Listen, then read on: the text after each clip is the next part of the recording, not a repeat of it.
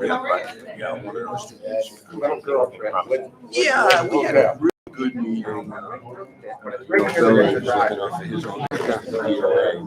But we had a good meeting. Exactly. And there was some fun. I mean, nobody got up in anybody's face. And I think we have at least some things to talk about.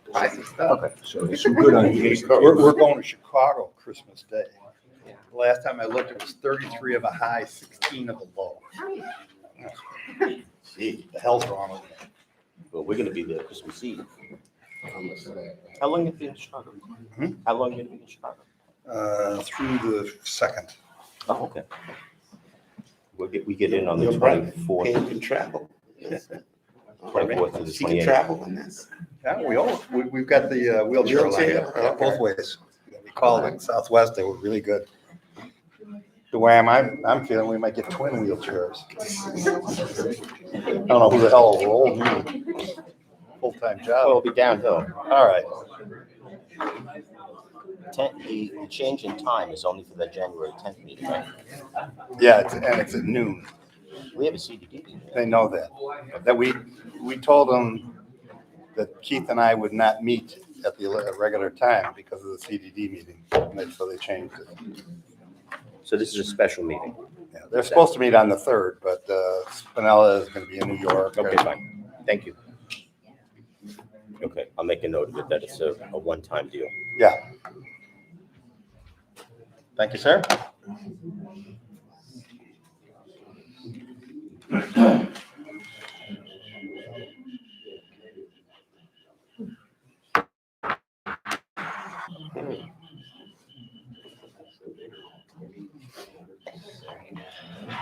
Here you are.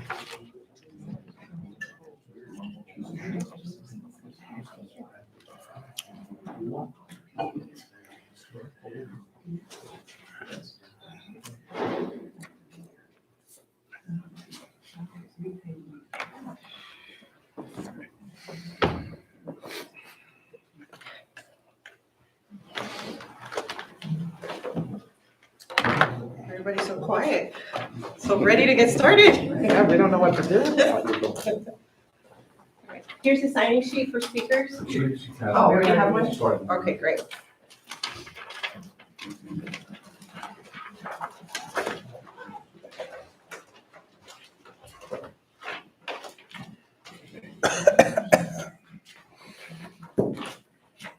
Agenda copies in case anybody needs a copy.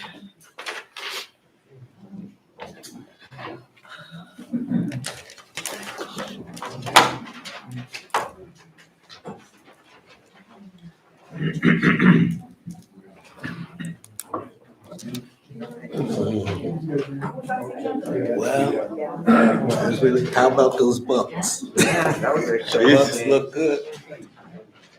What did my Bears finally lose by? Well, they put up good. They're awful. I won't watch them. We watched Annie instead. That's how much of a Bear fan I am. Did you win? Yeah, we had taped it.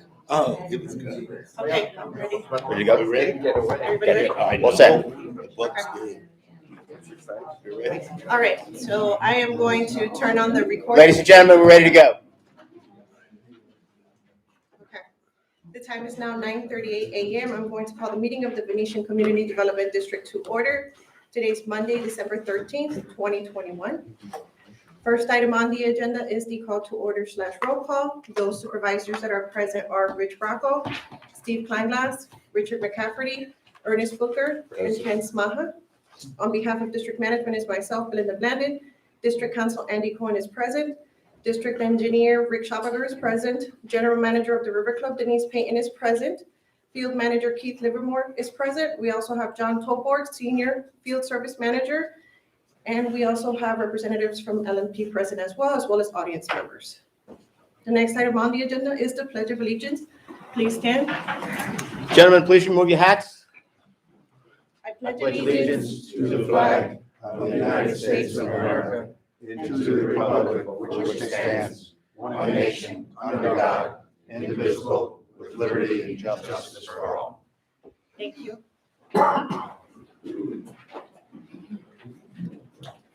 Ladies and gentlemen, the next item on the agenda is the public comment portion of the agenda. Ladies and gentlemen, as a reminder, we will limit public comment to 3 minutes per person. Our first speaker is Bill Shade. Bill? Good morning. I wanted to make a few comments. The first thing I'll start with is I come to you as a homeowner, not as a POA board member. And that's important because one of the things that has been brought forward to this board a couple of times is on office space. And I participated in a meeting in which we discussed options, toured this facility. Now that was in an official capacity, but I want to just reflect upon the comments, the real crux of this. It comes down to, we face two problems when that time comes for the POA staff to leave the Welcome Center. The first problem is it takes on-site homeowner support off-site. That's the first problem. That's pretty significant. I think it's more significant than what we may think initially. The other problem is the financial piece, $42,000 per year out of pocket. So we're actually going to pay somebody $42,000 per year for that new space. And so when I think of that as a homeowner, that's a tremendous amount of aggravation for homeowners and certainly a tremendous amount of expense. If it can be avoided, I think is important. As I think about it, we have two groups, two staffs that need to be supported unequivocally. They both need support. They both need space. We have two organizations, one that's the Facilities Advisory Committee, one that is the POA Board. Those two committees / boards should be able to come together to come up with a solution. The key here is Lou Perry is on both of those. Common member of each. I think that's important for us to try to leverage and take advantage of. As I step back from this, it forces me to ask one question. If this was one organization, what decision would we make? What decision would we make as it relates to office space? They would be in one building, if it's possible. And so I challenge us to not let the two organizations stand in the way of making the decision that's in the best interest of the homeowners. Thank you. Bill, at our last meeting when this came up, I mean, you could go to the tape and listen to it. Some of your comments were discussed. Speaking as a homeowner myself, not as a board member, this was, I think I used a quote, $36,000 out of our pockets for office space for you. You're saying 42,000. 42 is the total because Okay. today we pay 6 Okay. already to Lennar. Okay, That's the difference. we are well aware of your situation. And I'll say that as one member of this board, I am behind looking for space for you. I know last week a meeting took place. I was told, right. I was told by Denise that this meeting was happening. One of our board members was there, I understand. I don't know the result of that meeting, but we're going to find out from Steve later on. Okay. Want to help one another. We all play in the same sandbox here. So please keep that in mind. You're not going to be forgotten. We don't have an instant answer for you, but we hope to have an answer for you. Again, I don't want an answer for the POA. I'm coming to you as a homeowner. Well, I'm not speaking to you from the POA. I just want to make sure. Okay. Take your board. Because I'm not the only one that has a stake in this. No, there's 1,377 homes that have a stake in this. Thanks. Thanks, Bill. Thank you. Our next speaker is Darlene Shinberg. Good morning, everybody. Well, one of my points was the same one that Bill just brought up, so I will not speak about that at all. But another one of the concerns I have, and this is the fact that I see that you're trying to create a better view of the community coming in. The pond on the right, as you come into the community, this used to be a beautiful pond that actually we would welcome the white pelicans to visit. Now it's a mass of weeds and I don't know what else. But it is a direct reflection on first impressions people have when entering the Venetian. I have been to and seen other communities who have dredged these ponds and made them look aesthetically pleasing by either filling them in and putting in trees and plants or redoing the pond to the way it looked when the community was first being built. We seem to be putting a lot of money in revitalizing this community and how it looks, and to me, that is a real eyesore. And I am not the only resident who feels that way. Why this has not been addressed along with all the other items that we have been looking at, I would like to see what it would take to make this happen and who would be the one to look into this. The other issue I have is the pickleball courts, and I know I'm trying not to beat a dead horse and realize that Mr. Booker is a proud proponent of this issue, but I must ask, how many people are truly pushing to put these courts in? All I've heard does not tell me it is the majority of our community. So I have to ask why we are spending money on something that is truly not supported. Why can't we just take one of the tennis courts and turn it into a pickleball court? What kind of poll was taken to see if the people of this community truly want these courts? All I have heard is that the plans are being reviewed and nonsense about a noise factor. You have to think of these people here when making these decisions and not just what we or you may want. I realize the CDD has the ability to put these in no matter what, but I wish they would take a second look at this and really reconsider what they're doing. I thank you for your time, and I appreciate your input. Thank you so much. Thank you.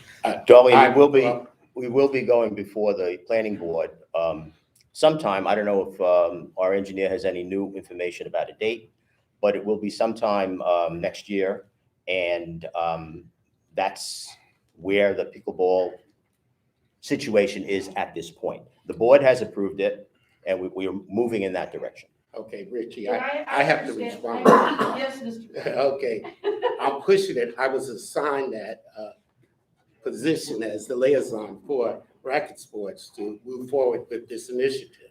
So I don't play any racket sports. I play golf. Sterling. Yeah. Oh, Well, I take your money, but That's my major concern is that I'm not hearing really a lot of support from the community on this, and yet the CDD has seen it to put this into full swing. And I've heard the issues with the noise factors from the people at the complex over here. I just want to understand how you could move forward on something that really I never heard about. Of course, I'll take full responsibility for not attending more of the meetings. That's my fault.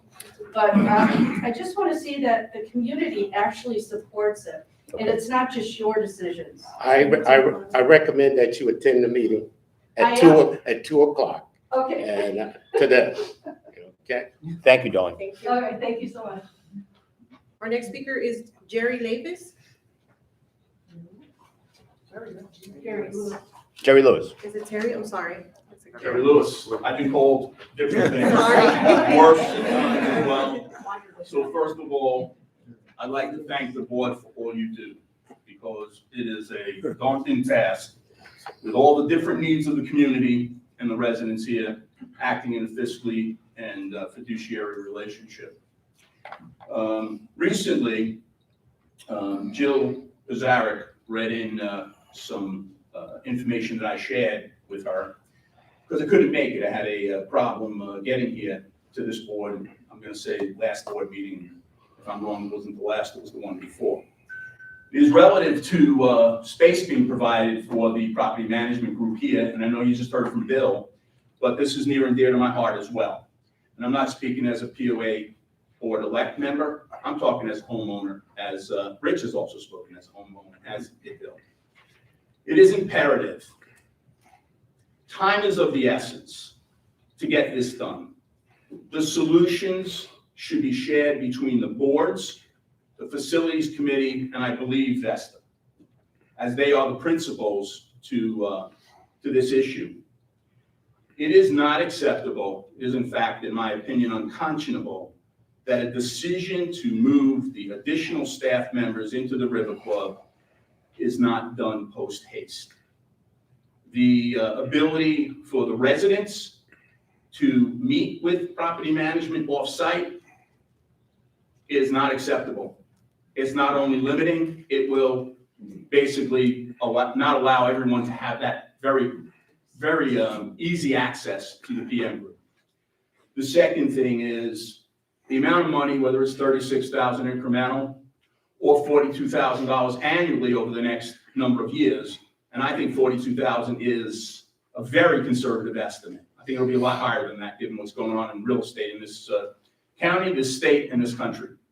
I think that's unconscionable, and I think from a fiscal responsibility, both boards absolutely should come to a decision quickly.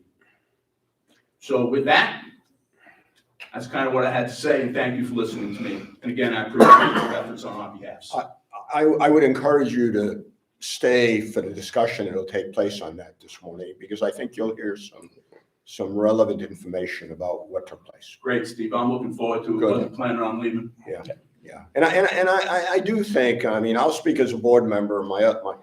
I do think as a board, there is interest in doing what needs to be done here. How we do it may be at stake here. There are some issues, but for those of you that are sitting here, I think we all have the same common interest here. Good.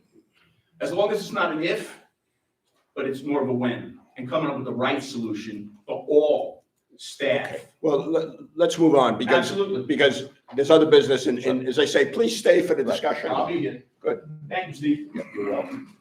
Our next speaker is Sandy Nick.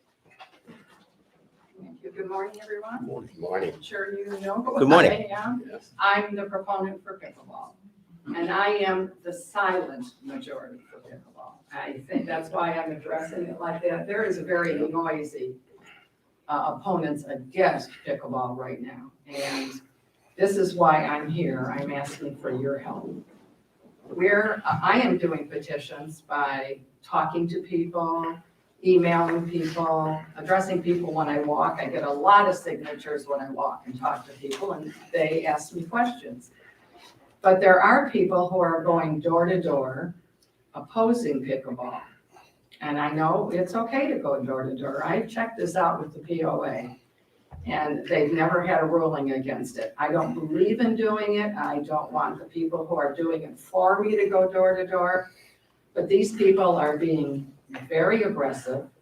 They're being argumentative, and I have somebody here who can say that because he's had that happen. And some of the things that they are saying are misleading and confusing. And that's why I think people are louder now against pickleball, because they don't understand what's going on. They've never gotten the whole picture from the board. When they passed this, nothing was ever sent out saying, oh, we're only gonna lose 12 spots. We have 25 left, according to Venice City Council. I don't know the numbers, but I'm close. The noise won't go very far. I tell people, oh, there's gonna be barriers on the fence, and they go, well, we didn't know that. Well, that's because nobody ever told them, or they never came to any meetings.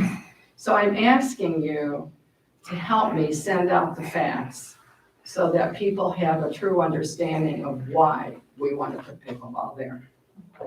Sandy, I might be wrong, but I thought it was included in the previous newsletter. There was an update on pickleball in the November, December newsletter. I don't have it with me right now. I thought there was. I did not But see any information in about, November, well, if it wasn't in there, I can certainly include it in the January, February newsletter, which the board has a copy of it already to critique it. But I can certainly add all of that information. But I believe I said that previously, about only 13 spots out of 135 with sound deadening matting put around, et cetera, et cetera, et cetera.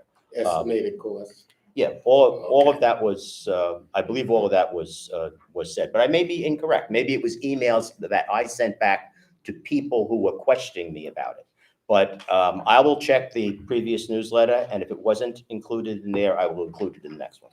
I just want to mention, I'm sorry. No, the problem is, Chairman, that there's been misinformation sent out, mass misinformation, which this board has not in any way addressed.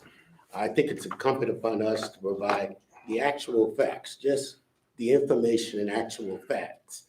And then everyone would be well informed. And that's what I think Sandy's asking for. Well, that can be done. Okay. That can be done. Yes, I do. They're just saying things like, if you answer the door and they ask you to sign the petition and you say, well, I don't play pickleball, because I had this happen to me. Well, then you should sign the petition. What do you mean? Excuse me. What about the amenity? Just because you don't play doesn't mean it's not a great amenity. So there's like 5 or 6 things I can give you that people are saying. Well, I don't play pickleball either, but I can see it as in my mind, as an asset for this community. Definitely. And I've heard from many, many people that they feel exactly the same way about it. Unfortunately, they are a quieter group. You're right. Yeah. But I'll add it to the newsletter. Okay, thank you Okay. very much. That'll be evocative. Don't you think they're quieter because it's already been approved? That could be. What's Could be. to be out Well, there? I'm gonna tell you, I've been doing this 2 years. I'm tired of doing it. I'm quiet. But when I heard what these people were doing, now I started my own petitions, but I am not going to go door to door. I just think that's totally wrong. I don't want to interfere in people's lives at home. So I'm doing it the hard way by sending out emails, 25 at a time. And I get response. Thank you, Sam. Okay, Richie, I would encourage you to look at Jerry Jasper's email he sent out on October 21st that addressed the misinformation that was disseminated. I will have copies of this for distribution at the meeting later today. Thank you. Our next speaker is Jill Pizarro. Jill? It's probably more a subject for Belinda than anybody else, because I know, Belinda, you guys are struggling with the ADA and what it means with the website and the pages, and it's a struggle. I'm interested in seeing if we can find a way to post the monthly financials on the CDD website. I understand from Ken that the Reserve Study Committee looks at the monthly financials, and I think that's great. Typically, I've been getting them in years past through the board packages, as you know, because there was a line item on there to discuss the financials. But I also do appreciate that the meetings are long and you have residents like me standing up and taking up chunks of 3 minutes. But I wanted to propose a potential solution. I was looking at the site this morning, and there are 2 years worth of board packages. There are slots for board packages for 2 years. And I wanted to see if we could potentially having a rolling 12 months of the board agenda packages, and then also post the monthly financials. I think we might ultimately end up with fewer pages on the website as a whole, because sometimes the board packages, as you all well know, can be up to 200, 250 pages. And I think the financials, the River Club plus the CDD general financials, if memory serves me, are probably somewhere in the order of 30-ish. So if you could, it's not urgent because I put in my document request every month, but if we could potentially consider that maybe in the new year, at least I, for one, because I'm a financial geek, would be deeply grateful. Okay. So thanks. Thanks, Joe. Well, Jill was our last speaker, so we're going to close out public comment at this time and move forward with our agenda.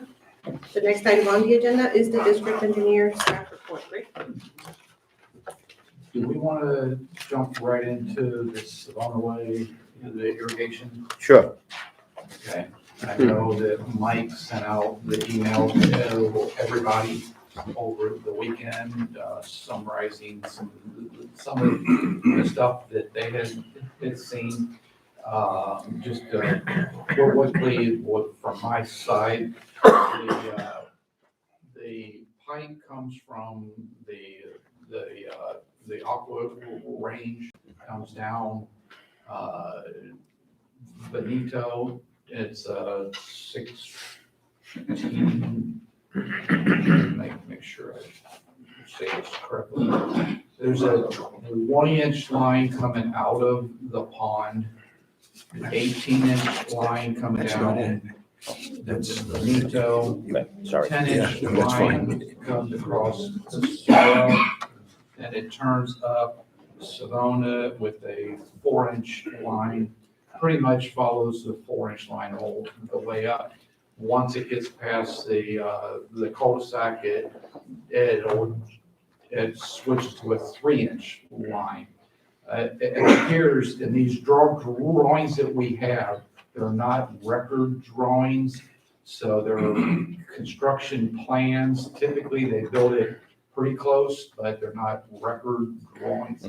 So when we think they're pretty accurate, one of the suggestions we talked about it was, is the cul-de-sac, the line loops all the way around that with a 3-inch line. And there's a common area between two homes, and we could potentially put a blow off right there. So whenever we have a break in the line, Keith has said that that break in that one spot has been at least a dozen times. 40. Okay, yeah. And that's coming right off that line. That's a 4-inch line. So if there was a break in the line, it probably wouldn't hurt to have the blow off and just blow that line off. Now, what this line is not pressurized all the time. So whenever there is a break in the line, it could create some suction, and it could be sucking in some of the stuff from the brakes. Keith has had the divers out. The screens on the system are clear.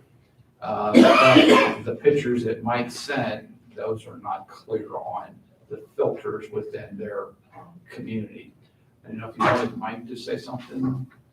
Well, Mike sent a packet of information to us, which I read it. I don't know if I assume everybody else took a look at it. I have a couple of questions. The line, is it throughout the community? Is it a continual system, or does it have beginnings and ends? It's a loop system. Throughout the whole community? Throughout the entire community. So putting a blowout on it would allow cleaning out the lines in particular areas, right? I typically see multiple blow-offs on like water mains or whatever else. Now, water mains, you could use fire hydrants as blow-offs. Okay. So whenever there's a break, you'll see the city come out. Open them. Yes, Right. that works as a blow-off too. But if there's a dead-end line, I've seen them put the 2-inch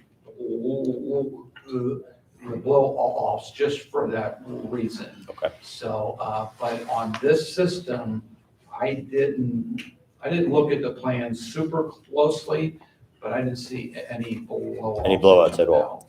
And one of the things that Mike found on his own property, and I don't know if it's true for everybody else on Savona over there, is that the filter was upside down. Mike? Yes. Filter was upside down. So That's the way they're on the homes that have filters. They don't all have filters. It depends on when that particular street was built.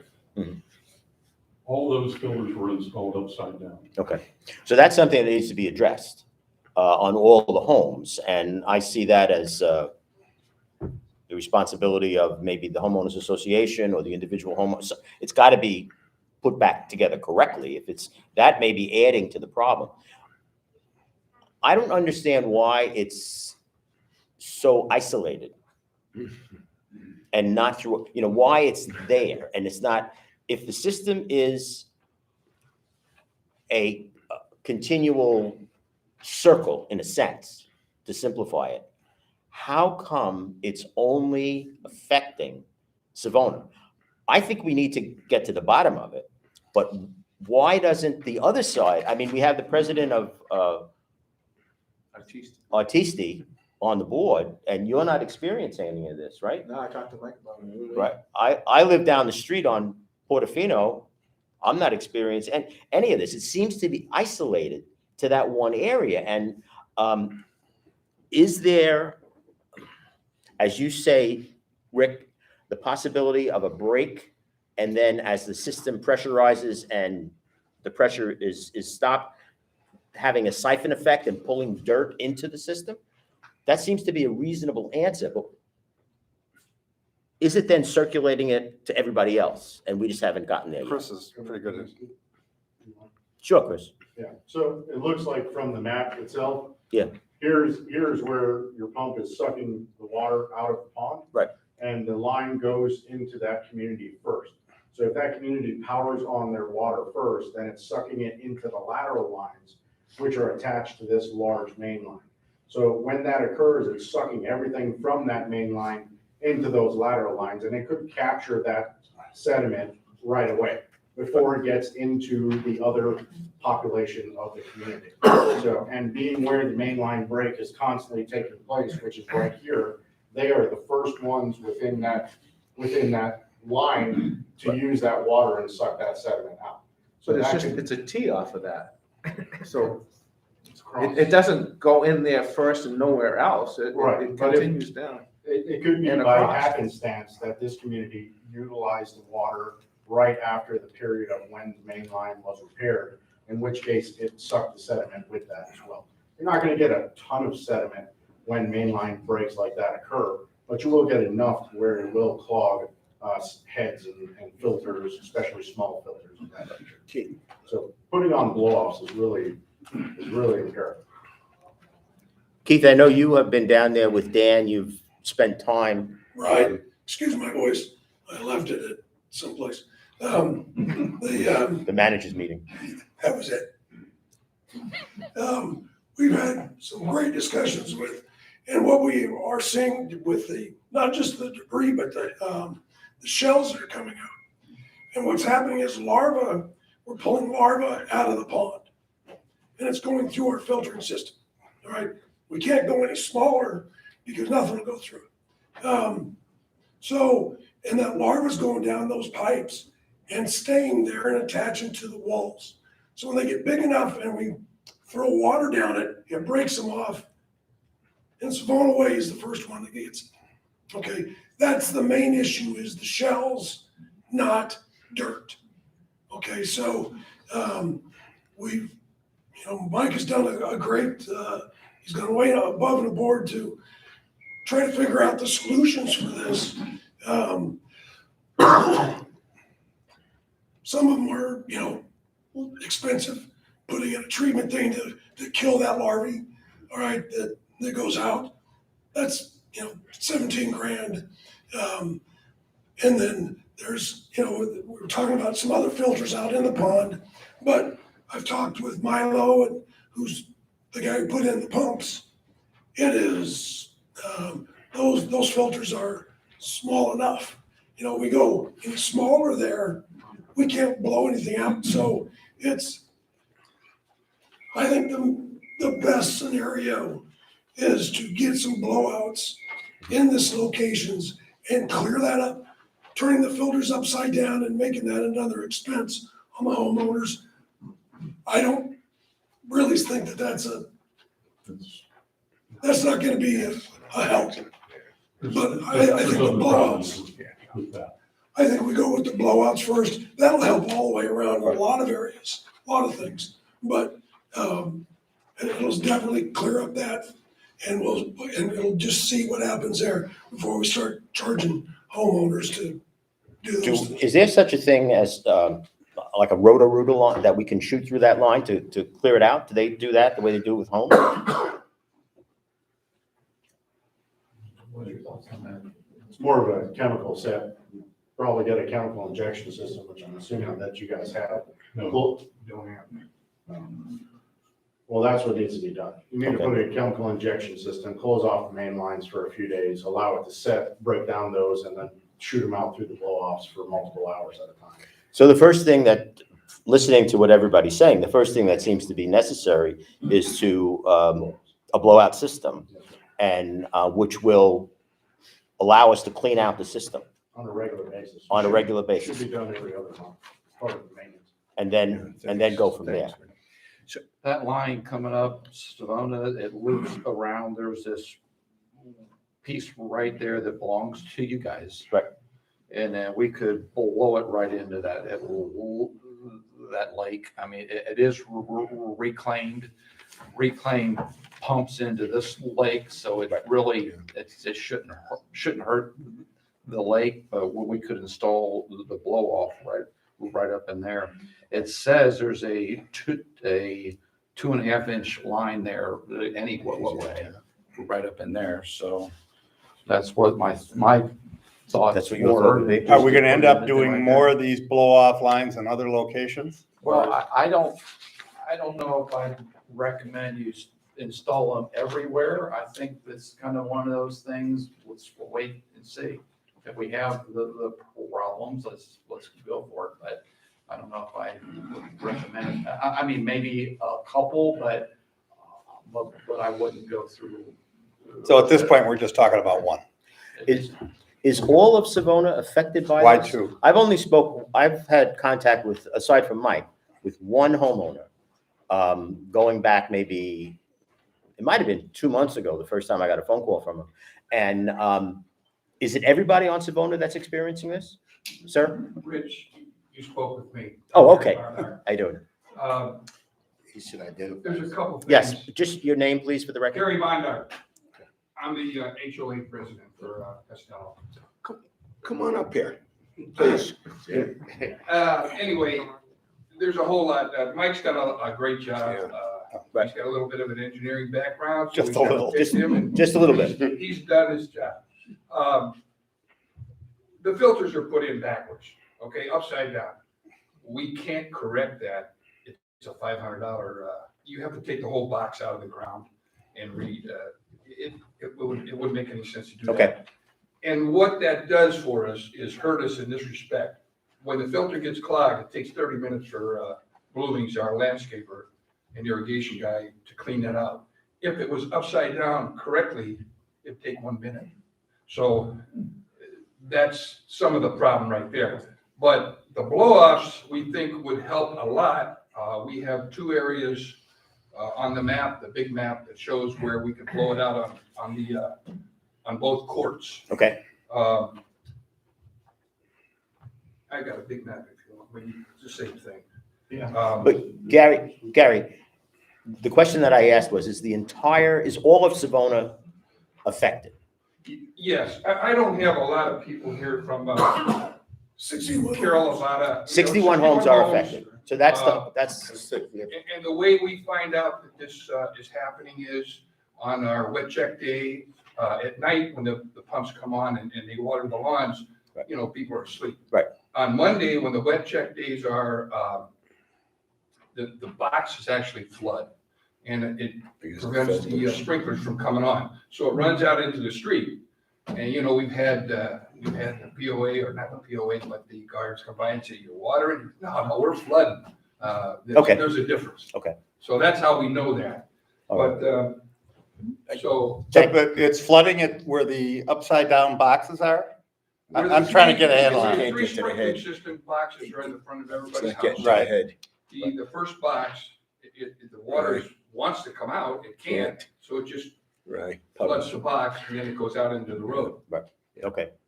Thank you, Gary. Rick, to retrofit this with blowouts, can you get an estimate on what this is gonna cost? What does the rest of the board think about this? This is a problem affecting some 70 homeowners or so. Mike, I have a question. Are we really convinced that it's not affecting other areas, or hasn't it shown up yet? Well, that's a good question.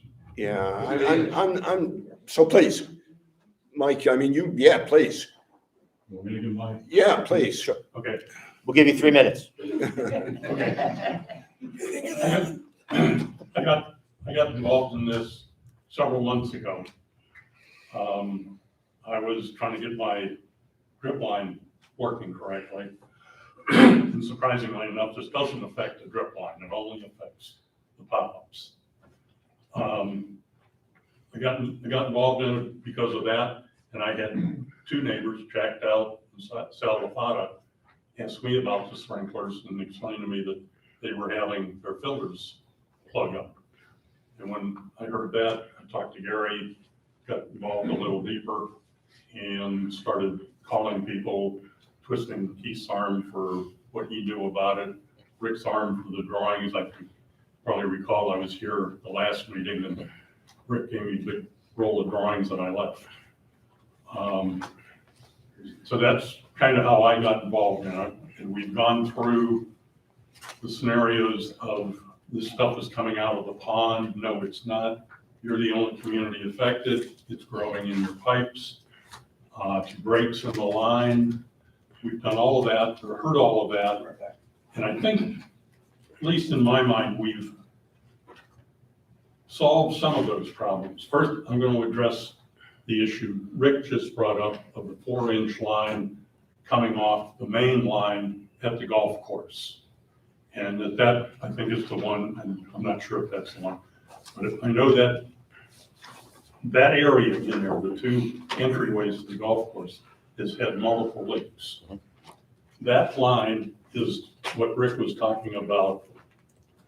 It wasn't installed, that actually wasn't installed that way.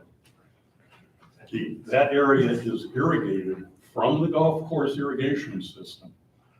And the shutoff for that is backed by the chipping grade. So there is no connection from what we can determine from the line that runs down Presaro to the golf course. Okay. That's number one. And that's a big issue because that's the line that was breaking or has broken on a number of occasions. And we agree with the concept that if that line breaks when the pumps are shut down, you can suck stuff back in there. And then when the pumps come on, it gets pushed down the line and starts causing problems. That line is not connected, as best we can tell, to the main line. So we think that is a non-starter. Okay, so that's a unique system, has nothing to do with the residential Yes. system, Yes, in your opinion? in my opinion. And I have some backup, but I won't get into at this point.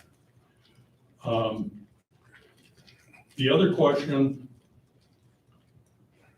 and let me kind of address what Rick talked about. We would be in favor of, excuse me, of at least getting a price on putting a blowout in at the end of the street. We think we have another way to do that, and basically we would use the last filter station on Savona Way and the last filter station on Savona Court, and we would take that filter out, clean it, and just, and these filters, let me have you look at a picture. Tell you can see what these filters look like a little better. You're talking about the residential filters? Yes. Yeah, okay. I know what they are. This should be in each of your packages. Right. Okay, there's a picture there on the upper right-hand side of one of our filter installations. You can see there's a valve with a red handle pointing up. That's what we all have. Now, if you look directly below that, and this is a one-of-a-kind in the community that I've found.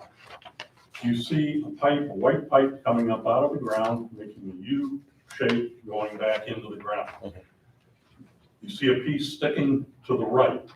That is the exact same filter we have in our system. And this is about 75% correct. If that filter had been turned down, it would have been 100% correct. With this, as was described, you could come by, open that valve with the irrigation system. Right, and blow it out. And blow it out, Right. because all the debris would be now at the bottom of the filter, but right at the valve. So when you turn the valve on, you have the whole pressure of the system behind there, blows it out, you go on your way. Nobody's been able to explain to me why that got put in that way in that location. This is over on the old part of Mar-a-Lago. And how did I find this? I used to walk a lot of the community. I don't walk quite as much anymore, but I remembered seeing that. And I went back and took the picture. Okay, so, and with our filters, we would have to have one of those white pipe things coming up out of the ground, making a U-turn or making a turn back into the ground with the filter pointing down. Landscape company has told me that they have those a lot of places and they have a couple problems with them. First, their mowers hit them all the time and break. That's problem one. Problem one. Problem two, aesthetics. Yeah. If we had to go to the ACC to get that approved, do you think they would approve that for us? I don't know.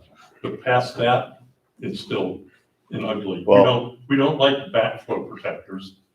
We already have that Yeah, we for, already have that, but these would look three times. for domestic water on every piece of Yes, property. I know. And to have a second one Yeah. could certainly be an issue. Yeah. But I think we should look into the, I agree. yeah. But And the other way, our thoughts on doing a blowout would be to take, and if you look at this picture in the upper right-hand corner, would be to take that, I'll call it a can, it's actually plastic. Take that can off, take the filter out, put that can back on. The fitting at the top of the valve is a 1/2-inch pipe thread. Go down to Home Depot and buy some pipe fittings. Yeah. Pipe it up out into the street, turn the valve on, and we can blow the end of Savona away and the end of the Savona Court loops out. Now, that only gets the main lines. We still have to go through filter by filter, home by home, taking filters apart, cleaning filters. And we've worked out a program that we think can do that. We've gotten a tentative price from our landscape contractor. It's around $4,000 for the community to go through that. Because it's a 30-minute filter job, and that's doing some things that could hopefully speed that up. The other problem is with 60 homes, he feels he can do maybe 15 a day. That's 4 days worth. That means if we shut the pumps off at the end of the day, then we're starting to suck what's at the end of the line back down and kind of starting all over. So it's, we've talked to Keith about that a little bit, and we're not far enough along with that okay. we have a hard solution. But what I wanted to do today was kind of just run through a chronological series of events that we got us to where we are today. Because we do have several things on the agenda, I'd ask you, We all had a chance to read this, Mike, too. if you want to give us some highlights from that, but please, not all of it. Well, So, that's why I said, yeah, we all do And that, we that. appreciate that, Right. so don't have to deal with it here. okay, let me just run through as quick as I can. I started with October of 2020. That's the day, or that's the month we got the new pumps installed. Okay. Nothing significant about that. August 21, about 5 months ago, we began to notice these plugged filters. October through November, the plugging problem continued. HOA board and Bloomings began investigating the cause. It was determined that maybe tiny snails and rodent shells were the cause. This is significant. I'm going to do a little show and tell here. I'll start that with Steve. If you just take a look at it, pass it on. That's out of one filter. That's out of one filter. And I'll just briefly describe that. The package that has, the bigger package is what we took out when we cleaned the filter out. We put the filter back together, turned the valve on for 45 seconds, and the second package is what we got out after 45 seconds, the smaller one. Okay. You'll note it's primarily shells. There's virtually no sand, mud, or other debris in there. They're just shells. So that kind of defeats the whole idea of the broken line sending dirt in scenario. Right. Okay. Different opinions. Some thought they were coming from the irrigation pond. Some people thought they were growing in the pipe. But to grow in the pipe, something has to be in there to grow. We have a nutrient-rich body of water in the reclaimed water. So that that's kind of the fertilizer. So if something gets in the line, that helps it grow. Okay, October 20th. A company by the name of MRI Water Specialist performed an inspection on the pump well. Now, this is the intake side of the pumps. They do this with divers. They actually go underwater, and the guy has a camera. I'm guessing it's like a GoPro on his head. We have a video of him going around inside this well. Performed an inspection. He inspected the wet well, pump baskets, intake, and intake pipe and basket. and condition of the system. The report dated, and you have a copy of this, October 22nd, indicated that the system was in good shape. But, and this is a big but to me, along with that report came a proposal for this treatment system, $16,500. No explanation as to why they sent the proposal, none at all. There's a description of what they're going to do, no description of what the treatment system treats. So I called them. The young lady that answered the phone was basically a receptionist or a secretary. And when I told her who I was, where I was from, her words like that was, we sent you a report. I said, we have that. We have a proposal for a treatment system. Yes, because you had snails and stuff in your system, and that treats it. I was flabbergasted. So I told her I wanted to send an email with the pictures, which I did. And that was on a Monday morning. Wednesday, they hadn't called back, and it was this past Wednesday. So I called again. This time I got a lady that was one of the owners. And she said, well, look, we sent you a report and we described how that system looked. And I said, I know. You said the system looked good, everything was okay. She said, well, it wasn't. I said, what do you mean it wasn't? She says, well, you have snails and all kinds of other stuff in there. And she said, if you're having a problem, that's what's creating it. That's why we sent the proposal for the treatment system. I didn't know what to say. So, and this again is in there. All right, so we have a problem. We recognize that there is a problem, Mike. And what I would like to do is investigate a solution for it. So that's why I'm asking Rick to get us a price on putting a blowout on the line and go from there. Rich, excuse me. I think we need to start someplace else. I think, and your suggestion is good. In fact, at the end, we were going to suggest that the board direct the field manager and the district engineer to investigate potential problems in the pond. And there's a whole piece from the University of Florida Extension Service. It's the first document in my stuff, and it's an email that I cut and pasted so that it was in order. And when those were the first people I called. Not because I thought I was really going to get an answer. I mean, I got a lot more information than I ever dreamed of. But as soon as I started talking to them about this, they knew right what I was talking about. Okay. If you go through that, they not only describe the causes, but they describe potential solutions. Okay. And I think that's where we need to start, is to do that. We need to talk to probably MRI again, or someone does. Apparently they did a report a year ago, or an inspection a year ago that had different results.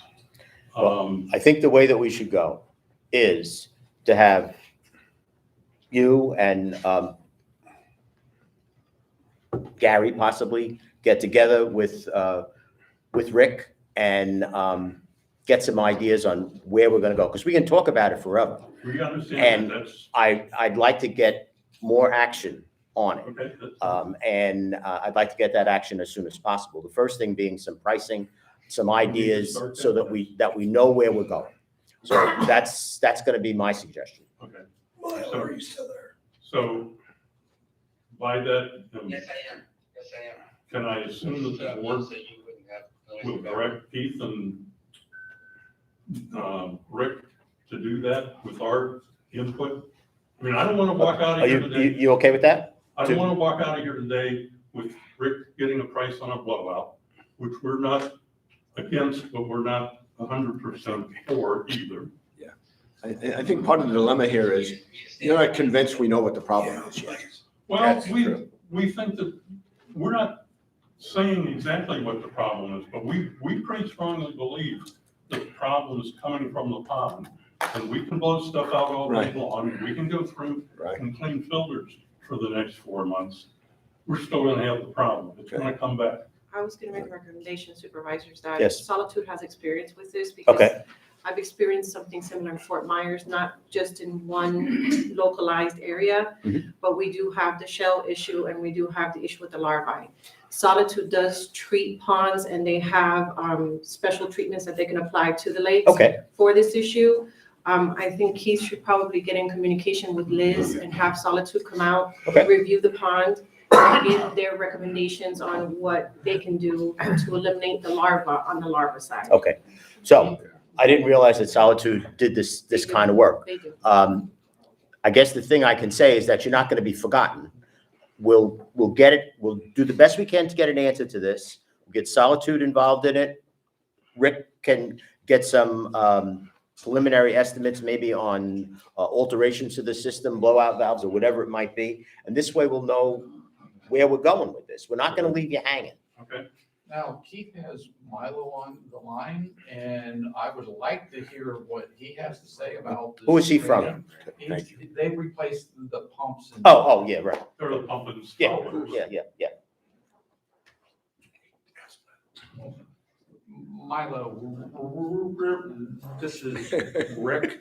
I got you on speakerphone here. We're at the board, and we'd like to talk to you about your thoughts on the pumps, the screening, the shells that are coming out of that line. Are you familiar with what Keith mentioned? Yes, I've been online listening to your meeting there. So what Keith has mentioned early on is correct as far as why we're not seeing any clogged filters at the pump station, because what is happening is the larvae, which is so small, it goes right through the screens and it gets out into your piping.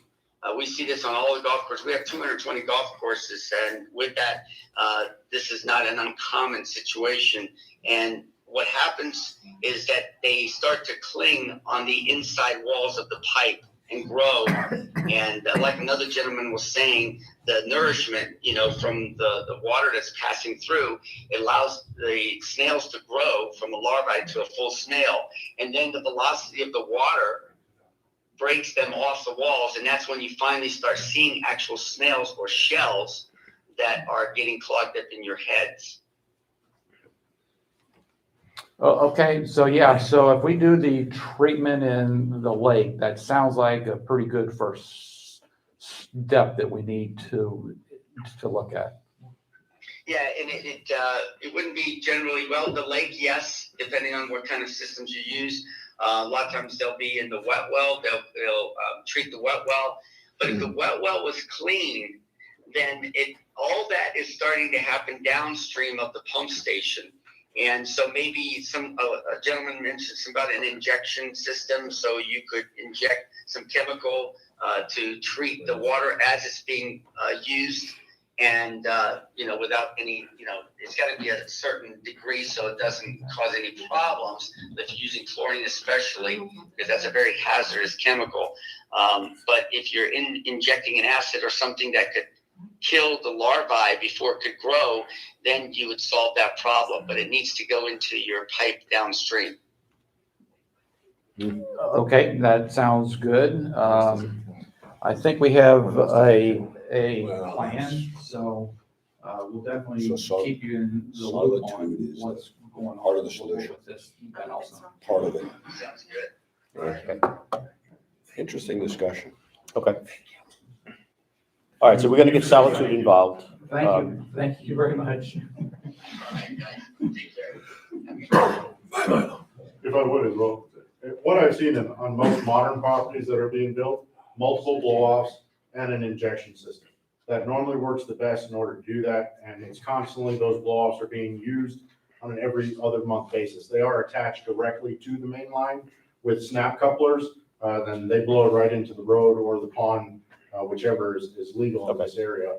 That is something that needs to be done on a regular basis. Utilizing the filters at the home is fine, but normally that outlet is very small in comparison to a 3 to 4 inch main line with that water. It's also a bit of a faster process than blowing out of a 1 inch line. So just so you know. Okay.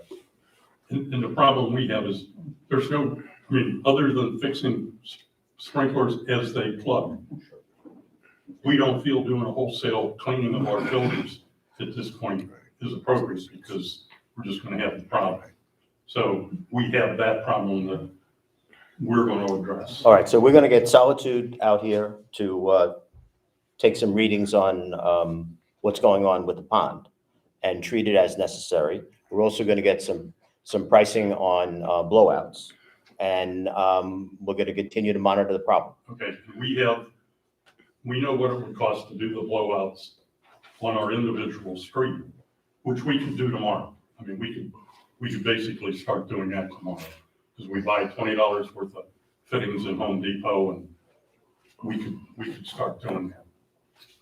And that may be something that we do anyway, but we think that would work in place of putting a blowout.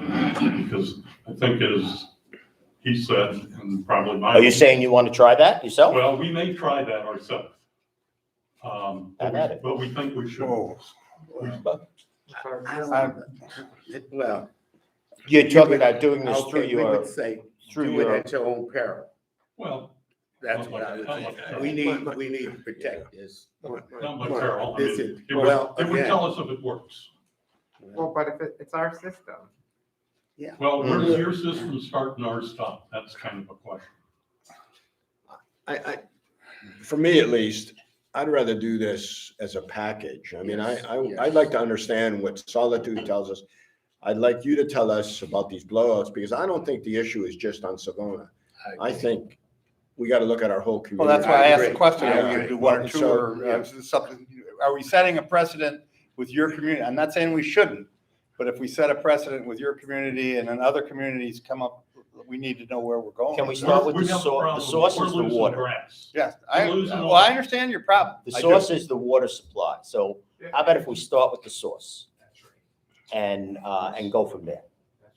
In addition to what you just said too, I'll get with Chris. Right. If Solitude doesn't have the ability to treat the lines. Right. Chris, your company does, right? No, that would be the well service. There's an actual tablet system that attaches right to the pump system. Yeah. And Hoover should be able to speak to that because they do it in Del Webb.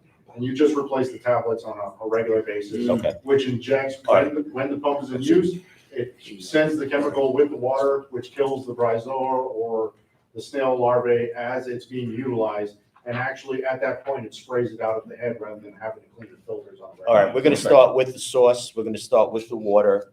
Get Solitude here as soon as they can come out. Get readings on whatever we have to get readings on, and go from there. Can we be involved in these meetings? Well, that's. I mean, we're a homeowners association. I'm a resident. I had a problem even when I called MRI. They talked to me. I sent an email to Mobile Pump Systems, that's Milo. He didn't call me, he called Keith, which, I mean, I'm outside the chain of command here. Right. So, but we'd like to be involved and see what is happening as far as what the plans are for the lakes and so on. Well, I don't know how you can be involved. Ernest is the pond guy right now, so he would. I get all the problems. I don't know. Yeah. This is not a CDD pond. This pond is the golf course's pond. Well, all the. No. Well, you're shaking your head no. We still control it. We're gonna start with the aqua range, okay? We're gonna start with that. We're gonna get Solitude here to take their measurements or whatever they do chemically to see what's going on there, because that is in fact the source of. So how about if we start from the beginning? That's right. And we'll do that. But if you're gonna ask Solitude to come up and sit down with Rick and Keith, I'm sure there'll be a discussion of what the problem is and what they can do and so forth. I'm just asking to be able to attend that meeting. Yes, absolutely. Yes, That's fine. Absolutely. Yes, I want you That's there. fine. Okay, we're gonna have to move on. But they're gonna have to be. We understand. As you know, Mike, they're gonna have to be the Gary- decision makers. Gary, get thank your you. input. That's fine. We understand your problem. Your problem is could be everybody's problem Yeah. here. And we will start as soon as we can with the aqua range. Okay. See, my Thank you, concern guys. is- You're still gonna get some blowout prices, a And ballpark. we're gonna, yeah. Okay. I want my. Oh, you want your snails? No, I wanted to say. Oh, you got it. Oh. Jeez. Sorry, I didn't know. Somebody might think it's My granola. concern is, Thank you. When I give this dog a bone, he. You think? Thank you so much Thank for, you. listening to us. Thank you, Gary. We've done a lot of work on it. Yeah. Okay. So I think you guys can pick it up Ladies there. on the preach. Thank you very much. Thank you. Okay, I got a couple other things then. Okay. Irrigation repairs that were done Right. on Benito and Padova. When that repair was done, what happened is it's failed again. Keith has been in the middle of all of that.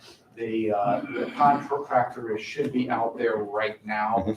When I spoke to him, the materials he really wanted to use were not available, supplied. And so he utilized what was given to him. The supplier thought they would work, but they didn't. So he's got the right pieces now, and he should be fixing that now. Is he gonna cover that? He hasn't told me he's going to charge us. Did he say anything? Because I would think it would have been his cost. So Yes. We'll see. I was thinking too. The tennis court drain, he is really busy. Hopefully this week, but I wouldn't hold my breath on that. But it sounds like he's getting close. Okay. The pickleball court plans are still in review. We submitted them in early November. We got the package deemed complete, routed for reviews, November the 18th. So I'm expecting to hear comments any day. Okay. But it is the holiday season, so it may be a little bit slow. Okay.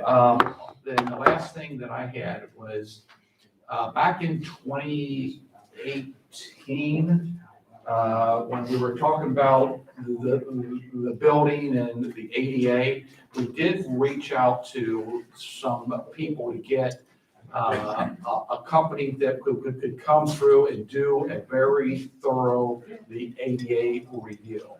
And so I reached back out to them. I was sure hoping I would get a proposal by this meeting. I don't have it yet. Okay. Now this last one, it was gonna be probably about $2,500. And, let's see, I don't see anything. So I'm guessing in a couple of years later, it's probably gonna be around $3,000. And they'll come through and they'll look at all of your doors, all your stuff for the ADA. All right. Well, I think what we're interested in, I don't know if we're interested in a survey of the entire place, but certainly an opener for that front door, which is kind of heavy, and both of the restrooms.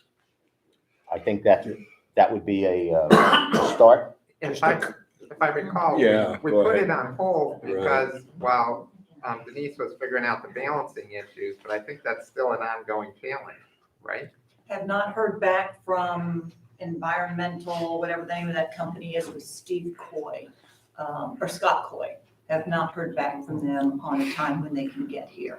Well, even if everything was balanced perfectly, that doesn't answer the question of a handicapped individual being able to activate the door and have it open, have access to the bathrooms. So that's really my concern. Balance, no balance. I think we owe it to everybody in this community to make this building accessible. I realize that we're not required to by law. I understand all of that because when we built it, that law didn't exist. Same is true after we renovated it. But I think we have a moral responsibility to make this facility accessible. We have handicapped folks in here. We have folks in wheelchairs permanently, some temporarily. And we got to make the building accessible, my opinion. So I'm talking about a price to get an automatic opener on the door and on both bathrooms. Just a comment. Rick, if I'm right, that was a result of the renovation that we did here. I'm a little concerned because I thought that we were told that you just can't tackle a door in a bathroom. If you do this, you're shaking your head up and down. You have to consider the whole building. So can we have a little talk about that? Is that true? Yeah.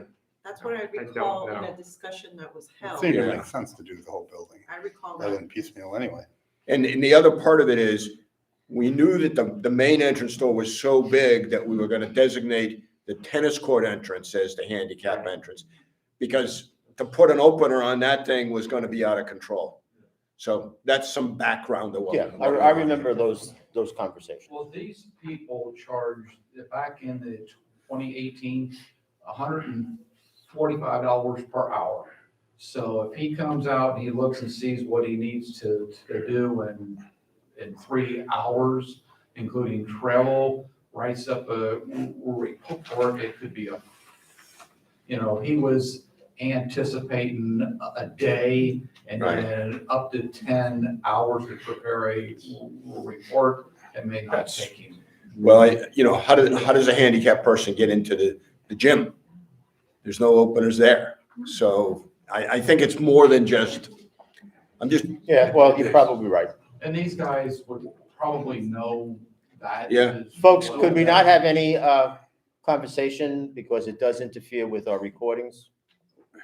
Mr. Shackelford, didn't this whole thing, you had some kind of an instrument and you went to the door and you pushed on it and it told you the pressure? It was supposed to be it was supposed to be a certain amount and it was too much and that's what started this pressurization thing? Yeah, I got that here. Yeah. And so I could. Are you able to check that tennis court today? Because I know the pressure is so much better right now, even though Scott hasn't been here to tweak the last little percentages of it.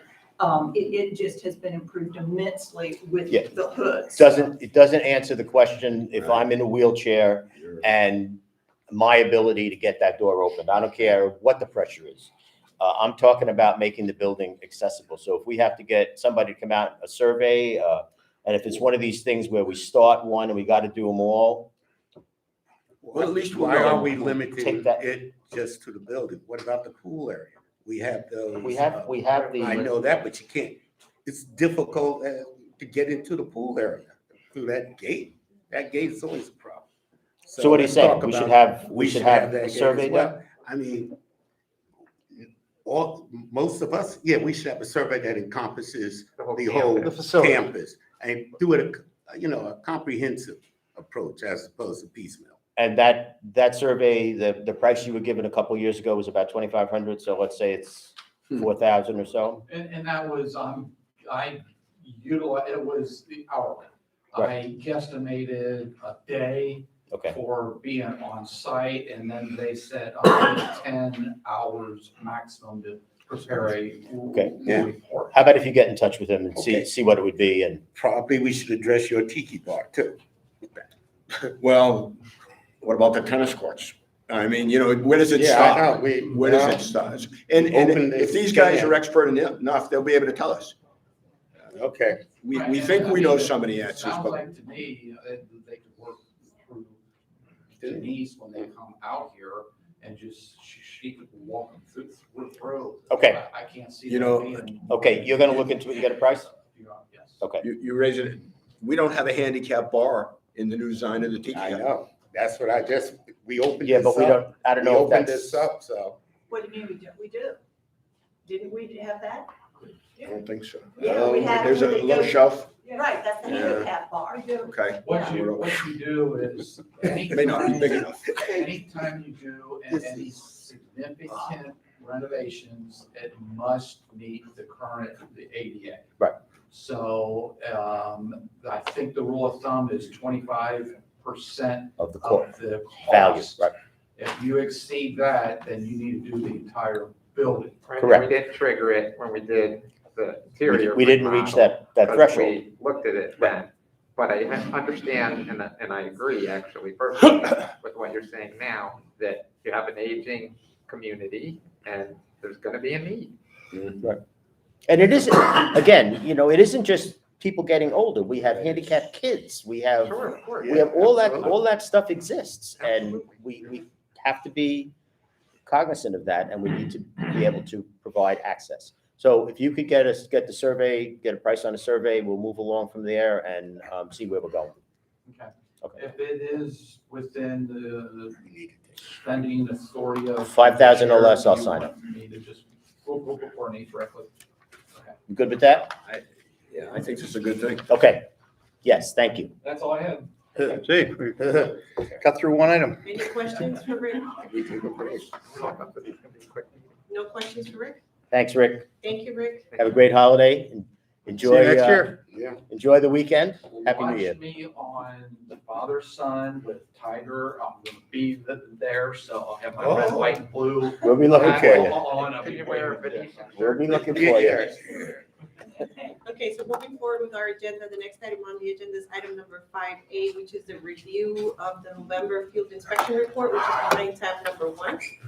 John is here in the event that there are questions. John? If you have any questions, I'll be happy to answer them. We're getting our last fertilization for the year, calendar year that is, this December for all of our palms, where we'll be getting 800 pounds of palm special fertilizers sprinkled around the drip lines of all palms. And I was kind of concerned this last inspection, I'm right out here, we had a soggy situation again, and I just kind of wanted to make sure that in the past, we've had that run, gosh, even more times than once a day. And not only that, but there was also a sub-program in there, like a program A that was running like more than once a day, and then program 2 would come on again. So I wanted them to make sure that they were checking out the programming for that clock, because it was way soggy, like 30 feet away from any valve. Okay. Want to make sure that we're keeping this Auriga palm, item 4 on the palm, on the pool deck, right there by the lap pool, fertilized. And I suggested also to Chris that instead of just doing that like 4 times a year, like we typically do fertilizers for palms, is maybe every month, just go in there and sprinkle a little bit, because it's a very limited, as you can see, that tiny little bed that palm is located in. So we just need to make sure that is getting nutrients. I want to make sure that item 10, that we are keeping up like on our replacements of plants for like the foxtail ferns and liriope that encompasses the majority of the monument plantings. A lot of them are just going by the wayside and not being replaced, so I don't know if we've got a critter issue. I think we've had an issue with rabbits in the past, and maybe even now deer in these locations, but that photo 10 is just happens to be right across the street at Capella. Let's see, as an update to the board, during the month of December, pendants are being removed for the replacements of sun patients, and I think that was it. That's done. So, yeah. That's fine. And then I was asked in part of the response to the previous report, as far as what is being done for like the, on some of our cul-de-sacs, we've got their shillings with dieback, a lot of dieback in it, but I was asked to present locations. So, and you can see like on item 36, I provided the locations for missing Confederate jasmine in the new plantings on the Meadow median in front of the guardhouse. There's like 3 photos there. And then also on the next page, which is page 6, item 37, that's just 2 of the cul-de-sacs where we've had issues and are continuing to have issues with our shillings holly. So in the past, a lot of times if we've gotten dead growth, we reach in and hand pull it out and then just like put a fungicide, a preventative fungicide application to it, because a lot of times it is like a root fungus. So we do a drenching to try it, but the reason we do that is to, the hand pull the dead is to get the sunlight in there to promote the growth. So, then there's some proposals that I did request. I just also want to caution, several of the palms, in my opinion, item 38, were pruned up to like the 11 o'clock, 1 o'clock, and prefer to see like a 9 to 3 o'clock. Kind of hard to undo that. Yeah. Yeah, I've noticed that. Yeah. Only the dead fronds should come off. You know, John, you had 1, 2, 3, you had like 6 different items here about monuments. And recently at the, Keith, at the committee meeting, one of the committee members went around to all the monuments, gave Keith and I a list of issues for monuments, which he should have either for you or for Sergio. So there's not a lot of big stuff. It's like one guy, one day, but it would, make a significant difference if they could get on it, Keith, have you given that to LMP yet? No. Okay, could we do that? You got it to me when? The monument list. Yeah. I was off Friday, so I have. Okay. And, sorry, talk about the handicap. That was bad. These proposals, John, I'm unclear on how this works. After 3 years, I still don't have a handle on how, you make these proposals, what happens next? And as part of their response, when they give us their time frame for remediation on any of the items, they also present the proposals at that time. To whom? As the response. So that comes to me and Belinda and Carrie. Okay, so Yep. you then will be the one who okays these, not Keith or, yeah, okay, as long as, just so I know who to blame. But Okay, before I do that, I always double check with John or I double check with Keith. Please. Depending Yeah. on the issue. Yeah. I've been holding off too, just because I know the landscape. oh, there's a lot going on. Yeah, it's batted back and forth to cul-de-sac. So you can tell I've really not requested any proposals for cul-de-sac replacements. Okay. And there are several, like you see in the Mestry, couple of the Mestry courts, where their plants are just going away, dying, the shilling. So, and I understand though that might be the next large Right, phase of. well, we'll see. We'll know in January. Okay, thanks, John. Any other questions? John, are we missing a bougainvillea on the entryway? Yes, I've actually requested it. That's been a couple months. It's been a while. Yeah. Well, we just got approval, I would say about 3 weeks ago. The original one that came in, we sent a picture, wasn't tall enough to the spec, so we've reordered it. We've gotten pictures of it, so Okay. we're just waiting for it to come in. And then we'll finish the annuals around it. Yeah, we'd really like that done We ASAP. need to make sure we have the right specimen. Okay. And the plantings that were being put in along this side of the parking lot over here, I know there were some additional ones that have come in that were gonna be put in. Is everything in? From what I can tell this morning though, we still have like 48-inch spacings over. That's what I thought as well. So that's something that you won't forget about? I'll get to it. Thank you. That's sweet by her. Okay, Any other questions? I'm good. Thanks, John. It looks good. Thank you, John. It's looking good. All right, moving forward, supervisors, the next item on the agenda is item number 5B, which is the consideration of the mask policy related to the River Club staff. Denise? I'd like the board to reconsider the mask policy that we would now follow Vesta's policy, which is if you are unvaccinated, you do wear a mask, just like members are supposed to wear a mask. And if you are vaccinated, you do not have to wear a mask.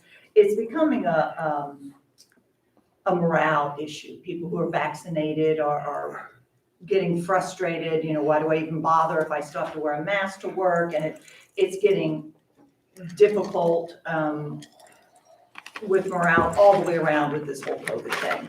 And this is one thing that I think is something that would help a lot, where if the members can come in without masks, the staff feel that they should be treated the same way if they are vaccinated. Can you verify that people are vaccinated? We cannot ask them, but with our staff, one thing that I did talk to the managers about is we have had staff talk, politics, so to speak, and we pretty much can ascertain who is and who isn't. And what I will be telling the staff is if you're vaccinated, you do not have to wear a mask. If you are not vaccinated, you will wear a mask. And if we find that you are lying to us about it in the end, then that's disciplinary action will ensue. And so it is an honor system, just like it is with the members. But again, we're close enough to the staff. We know who is who. I had asked that we put this off until a meeting, well, because you brought it up at the end of the meeting at November 22nd or whatever it was. Steve had already left. Right. At that point, I wanted the full board here. Since then, the new variant seems to be taking hold in various places around the world, around the country as well. As in Publix the other day, every single employee in Publix was wearing a mask. I see a difference between the residents and the employees, and I'll tell you that I am, at this moment, today, I am not in favor of eliminating the mask requirement for the employees. I don't know, I have no idea how the rest of the board feels, but I'm not in favor of that. I support your position with regards to that. 800,000 people have died as a result of this pandemic. Are the staff and the residents, the difference is the staff, they're exposed to more people than the residents. And it's occurring here. The golf course, for instance, we have a problem over there. It's for their protection more so. Again, they're exposed to more people than we are.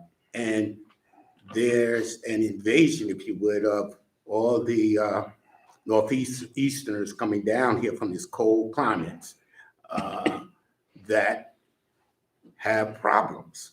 And, you know, Then should we not do masks for everybody again, if we feel that way? My staff is concerned that they're being treated differently. Are they not as important as members or something? It's, you know. No, Denise, that's what they're feeling. I'm just saying, they're feeling like second-class citizens. They're That's what they're not being treated the way other staffs are being treated. You go to restaurants, the staffs are wearing masks. So it is different for the reasons that they've said. I don't like the idea of if you're unvaccinated, you have to wear a mask, and it's an honor system. Why not wear a U around your neck? Well, if you're unvaccinated.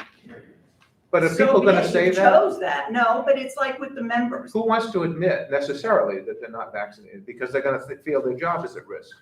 No, their job's not at risk. I understand you would say that. Yeah, but the thing is, it's honor system with members, and according to members, we are 100% vaccinated in this community.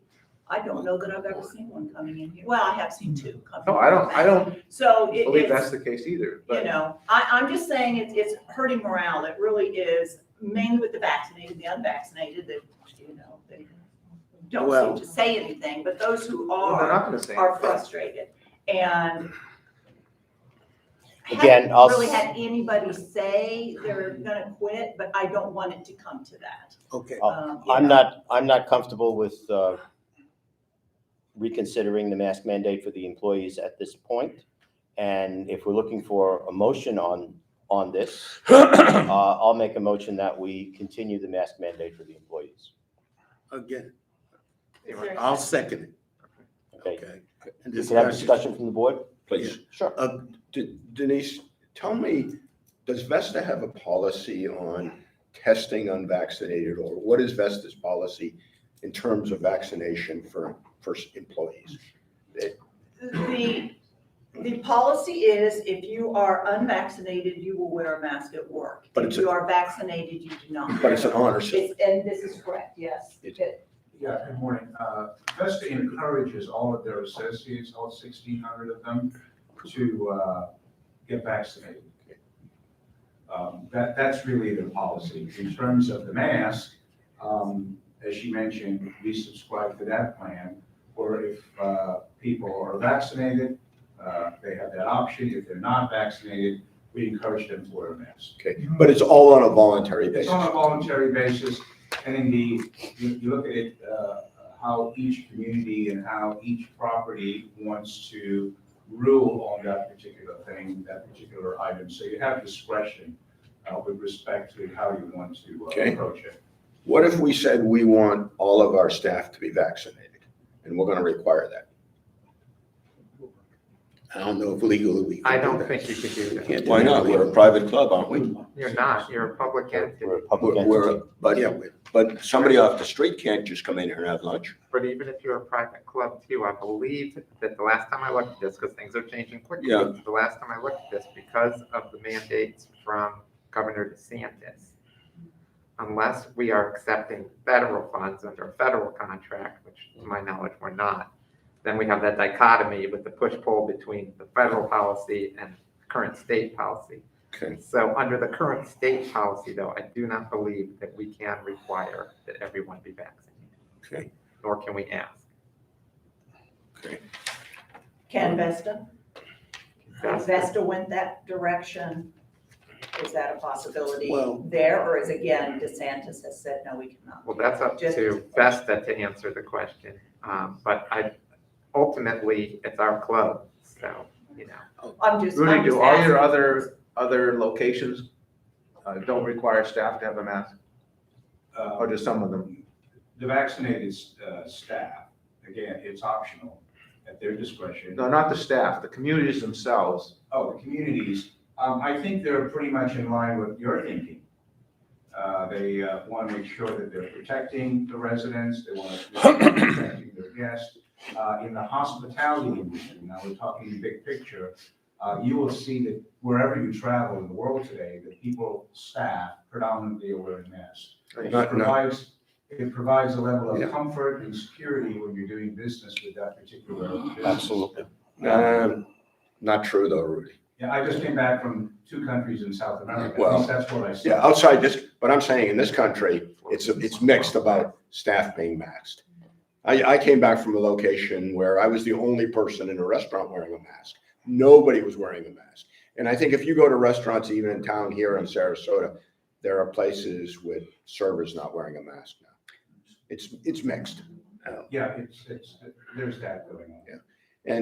And what I would say is that I'm not so convinced yet that we're not going to go back to universal masking, given what's going on.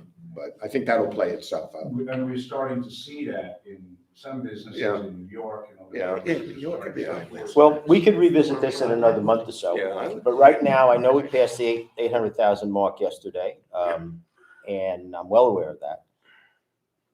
We can revisit this. I can withdraw that motion and simply say we're gonna revisit this in January. I'd feel more comfortable if. I have to agree that you can. I mean, you've made a motion. I have made a motion. And I So second. the board can Okay. vote it up or down. And next month, you want to make a separate, any other We board could, member we wants to could make a revisit separate it. motion? Okay, I'll That's add what to we- that, then, I'm not in favor of doing it at this time, but we can revisit it in the future. So I'm gonna revise the motion that I made to say that we will revisit it at another time, but we're not gonna. Procedurally, you can't do that without me agreeing. All right, now let's go with it as it is. Come on, I do this. Go with it as it is. So do you want to agree? to No, but this amendment, again, or do you want- I think it's about customer service, residential customer service here. And do our residents feel more comfortable with the staff here having masks on when they serve us? I think the answer is yes. Okay, so it's, again, customer service. Where we going? I'd be concerned if we had a unvaccinated person working for us who gets sick, continues to work, and then spreads it throughout the restaurant, throughout the staff, or throughout the community. And Well, a little bit of the argument you're gonna get in this regard is you can be fully vaccinated and still get sick. well, and we all know people who have Right. been in that situation, so there's no So- guarantees in any way, but Call the question. let's keep the odds in our favor, no, I guess. Call the question. Any further discussion? Can you repeat the motion, just so everyone's sure what they're voting on? The motion was for the employees to continue to wear masks and that it would be revisited in the future. But do you agree to Do the you agree to the revisit? Yes, I would have said, let's revisit it after the holidays. That's fine. Okay, I would add that I caveat. don't think we're meeting again. So. Yeah, after the holidays. Well, so that's your motion? You accept that amendment? No, revisit it in the future. I'm not gonna be as specific as after the holidays, because then everybody's gonna say, well, January 3rd, we're gonna talk about this. So revisit it in the future would be the way I'd want it. Well, we need a finite date. I would say January 10th. I was gonna suggest that we cancel that meeting, but. I was gonna agree with that. Let's just say Um, future. Let's go with future. Okay, I'll go with the future. Okay, thank you. Okay. All right. All right, so reading it back, it's continuing the mask policy to be revisited In the future. in the future. Okay? Any further discussion? All those in favor, please state aye. Aye. Any opposed? Motion carries. Okay. Just, Mr. Chairman, along those lines, we've got a newsletter that's coming out. Right. Would it be okay for us to put something there that said that while we're encouraging all of our staff to wear their mask, we're encouraging all of our residents to be vaccinated? I can do that. Yes, just as a reminder to everybody. Yep. Because I'm not- Vaccinations and boosters. I'm not accepting that 100% of our residents are vaccinated. Well, you're completely correct. I don't know if you want to dip your toe into that water. What, say some more, Andy, please? I don't know if you want to dip your toe into that water. You're liable to get a big. Pushback. Legally? You can say what you want. I mean, you haven't mandated anything. No, You just can say the encouraging. board encourages, but you might get a big pushback. All right, I'll think about that. Maybe you're right. I Yeah, think there's enough other indicating. Yeah, okay. Push from others. okay, okay. Thank you, Before Andy. we move forward, does anybody need a break before we go into the tiki bar discussion? Sure. Okay, so we're gonna take a 10-minute break at 11:10 a.m.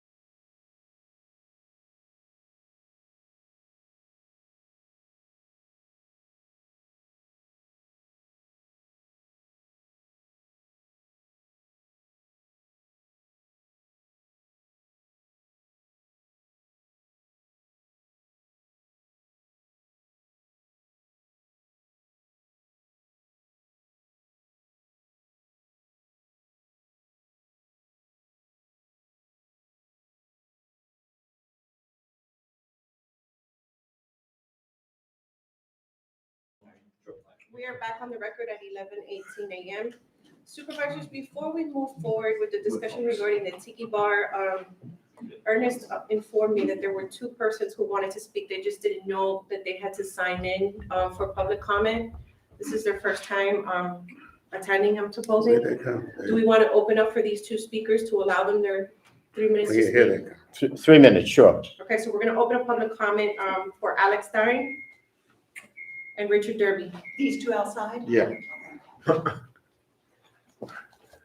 Thanks, Denise.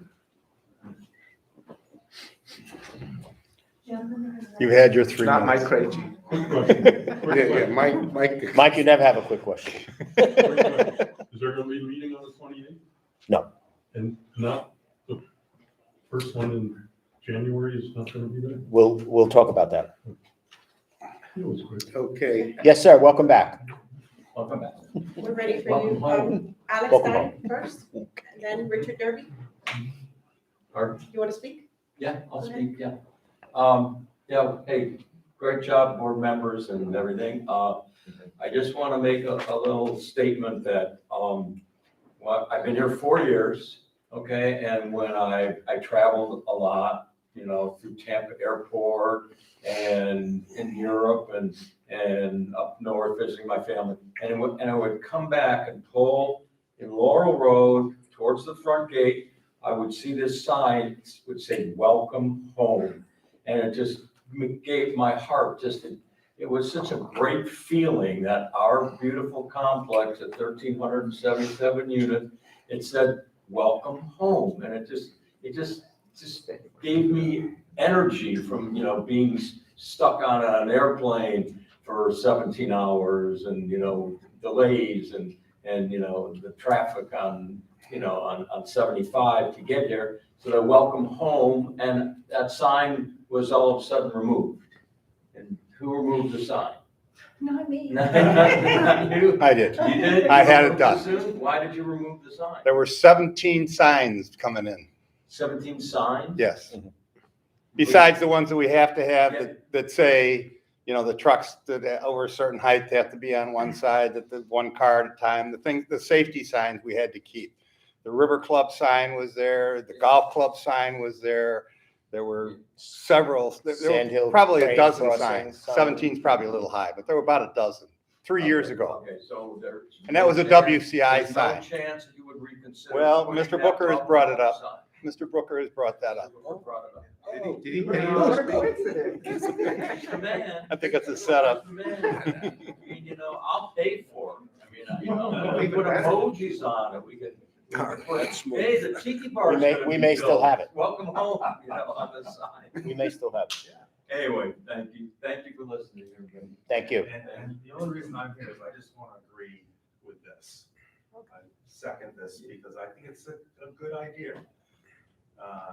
There's plenty of signs around here, no question about it. That's one of the biggest problems in one of these places. You gotta put a sign up for everything. You gotta tell people, don't drink the pool water.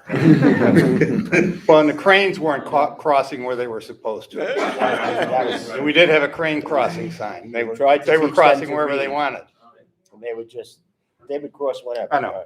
We can look and see if that sign. Thank you, gentlemen. It's not in the bunkhouse. Thank you. Okay. So we're going to close Thank the you. public comment at this time and Thanks, move forward Belinda. with our agenda. The next item on So into the big stuff the here. next item on the agenda is the discussion regarding the Tiki Bar. Mr. Kleinglass? Okay, so I'll start off and then Denise, I'm gonna ask you to chime in. I don't think we're gonna take a lot of time to talk about this. So the way we left it was we were still trying to find vendors that were interested. I'm really happy to tell you that we now have what we would consider 2 viable vendors that are interested in doing this work for us. I'll speak to the first one and then Denise, you'll speak to the second one, please. As I mentioned, we reached out between the two of us, probably to over a dozen vendors trying to get some interest in this. People didn't call us back. If they did, they weren't interested. When they were interested, they didn't get back to us. We now have Kraus Construction that is interested in this project. Kraus Construction is located on 41 in Venice.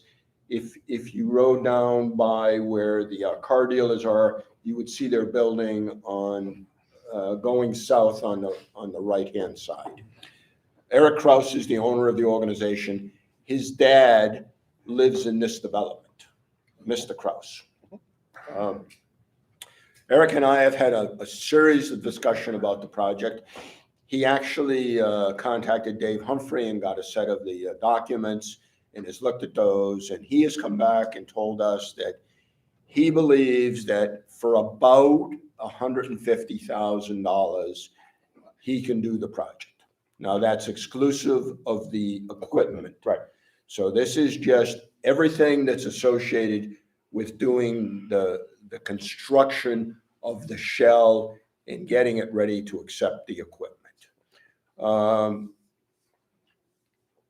When I talked to him about when he could do it, it was a scheduling issue. And again, I said to him, I'm not making a commitment in any way. We're looking for some estimates that we can go back to the board and get some comfort level with. And he was with a little bit of hedging because he hadn't done, all of the diligence to find out, but the $150,000 was a comfort level for him. Denise? I got a quote from CSA Construction. This company actually put a quote in 3.5 years ago, one of the original quotes. And so they came back again and are very interested. They did a quote.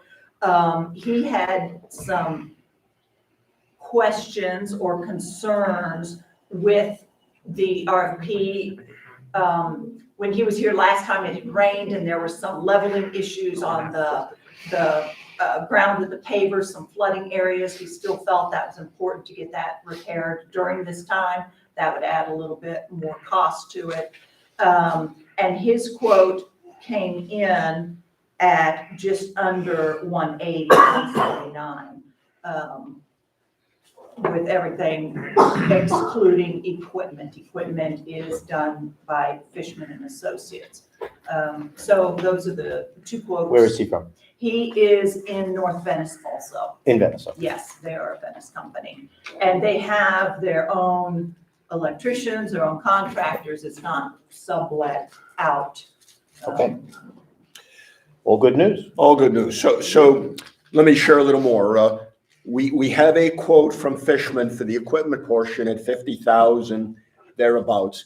We had another quote that Rudy, you got for us from another vendor, and I believe that was about 39 or 40,000. We never really looked at that fully because whether it was 50 or 40, at least we were in the ballpark a little bit, and we haven't really gone back to Fishman and said, is this your best price? So the decision now for this board, and what the board asked it to do was to go out and get some numbers so that there could be a discussion here about do we move forward or not? And so we're to that point.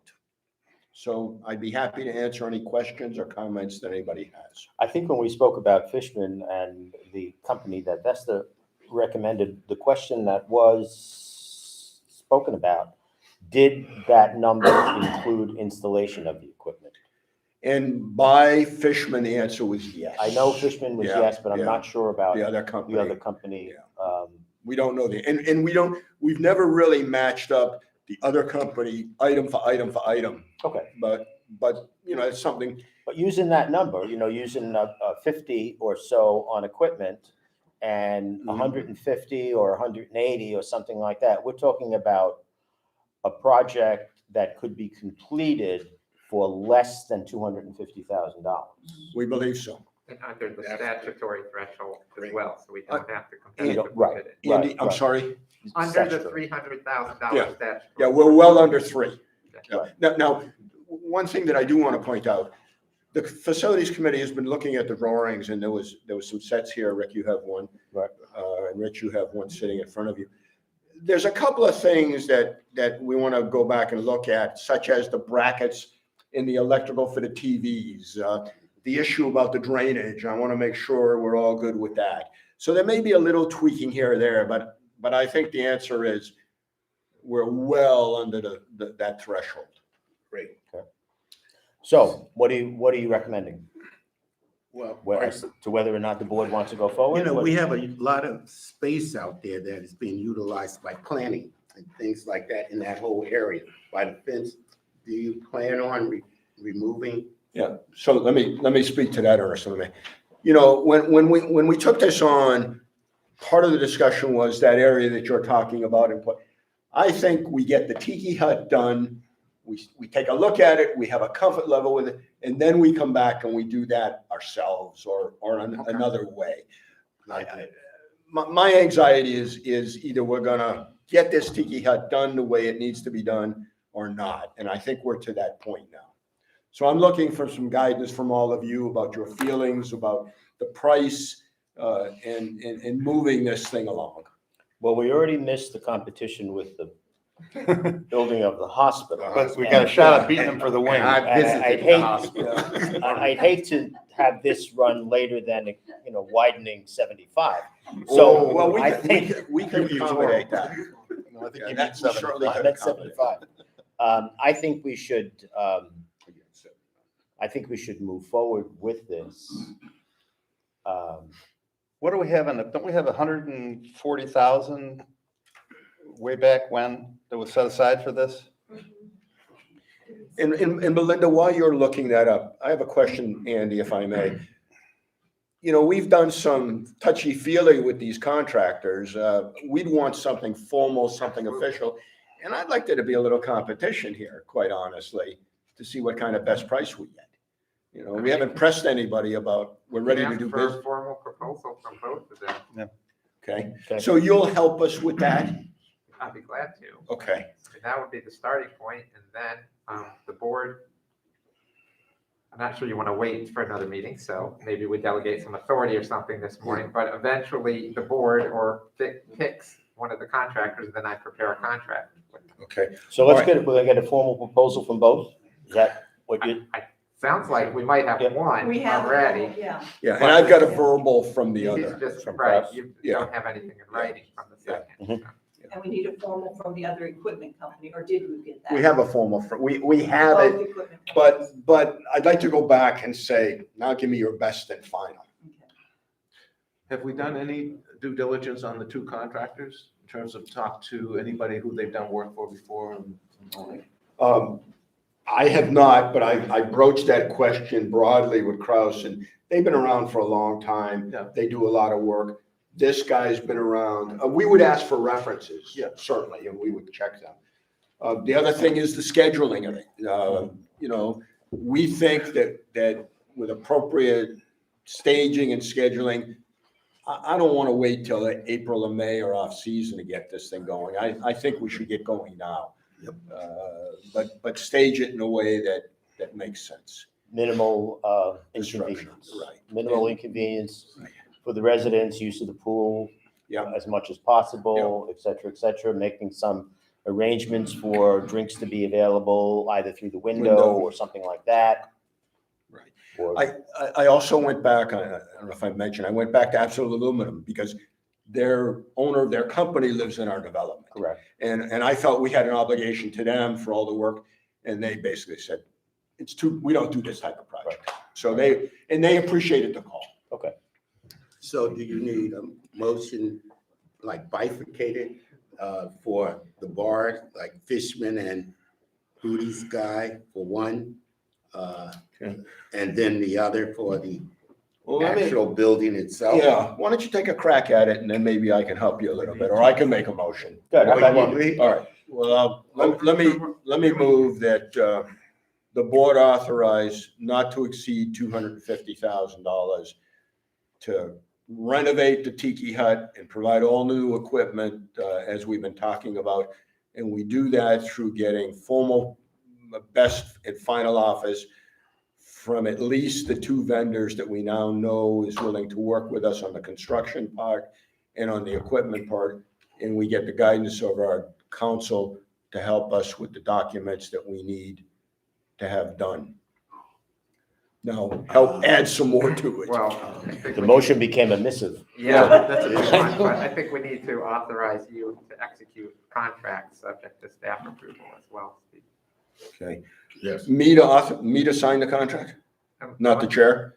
It's up to you two, but I mean, you've. I'm comfortable signing. Yeah, I mean, you've got Yeah, the, I'm you've got the comfortable. background in it. Yep. All right, so let's talk about the staging. Are you okay with proceeding as soon as possible, or do you want to wait until the off-season? I would recommend not waiting. I don't. Because prices are only going in one direction. Again, why don't we put this in fragmented motion? I move that we authorize you to enter into contracts to commence within the next 45 days. Yeah. Or- Get us over the holidays. yeah. Okay, 45 days. First motion.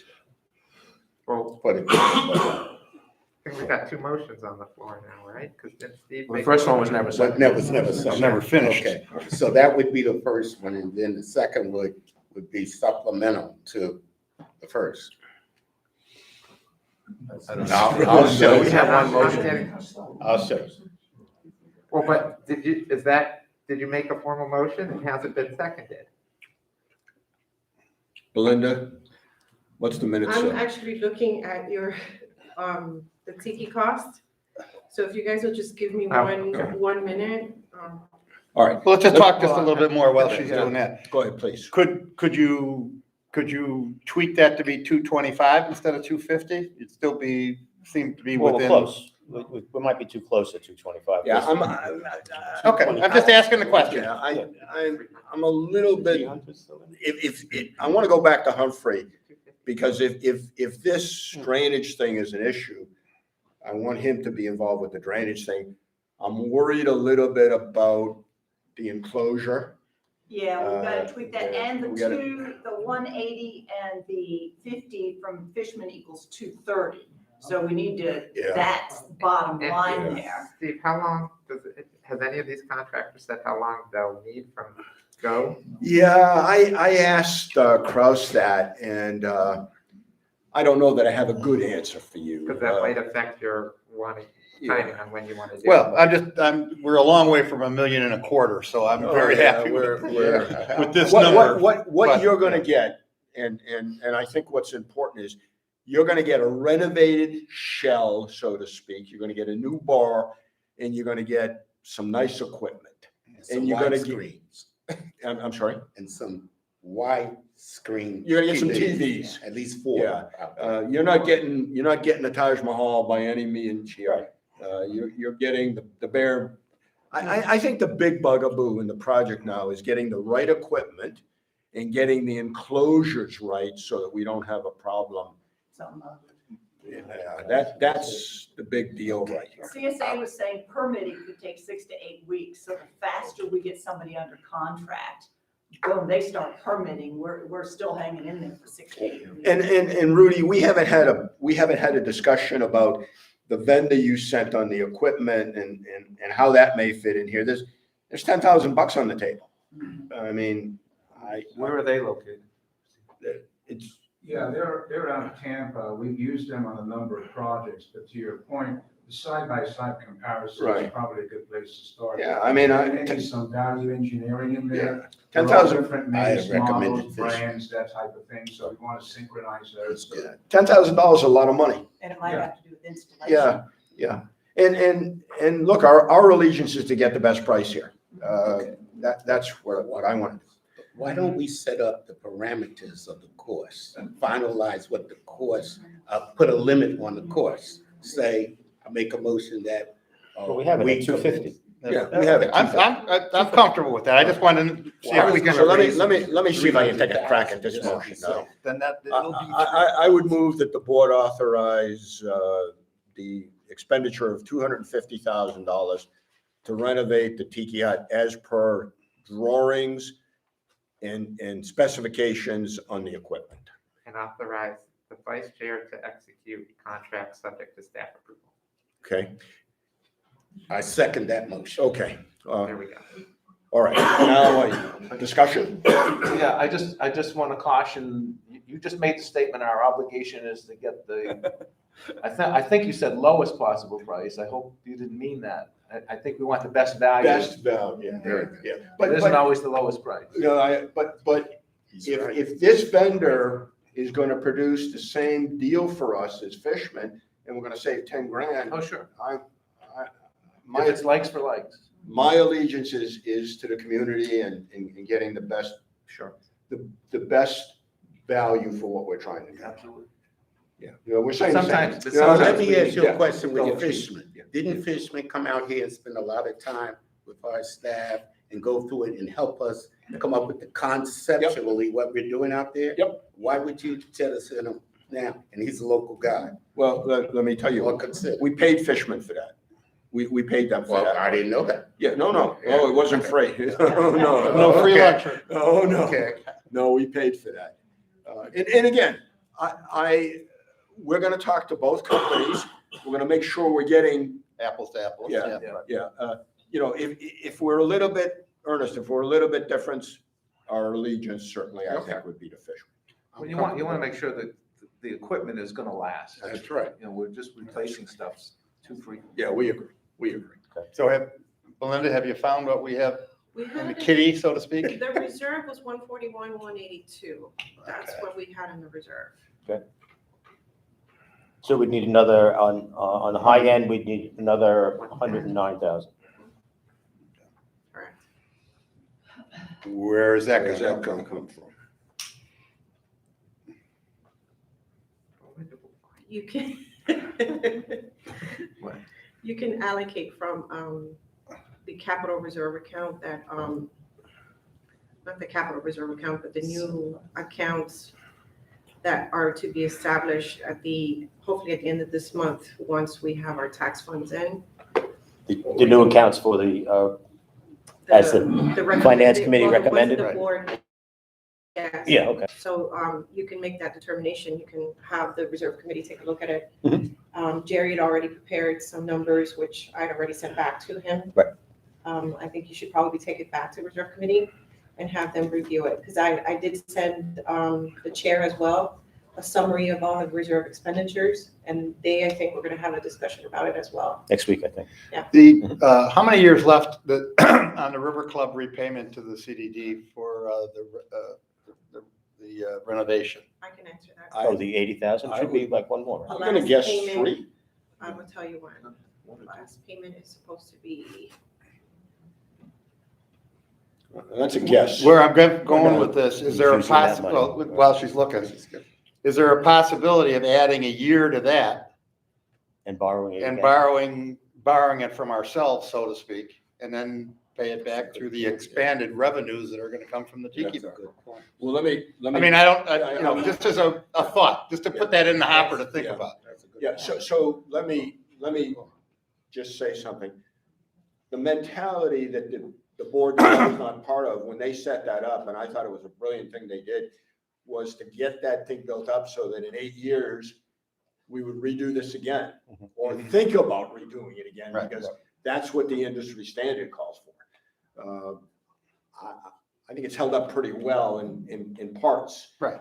So, Do we not have the surplus, like this year, the 100,000 surplus from the River Club in previous years? Well, we maybe, I just want to make sure that the board looks at all the possibilities, and I think the finance committee can give us a good direction. $4 a household, I think. Something like Yeah, it was pretty reasonable, right, the amount of money.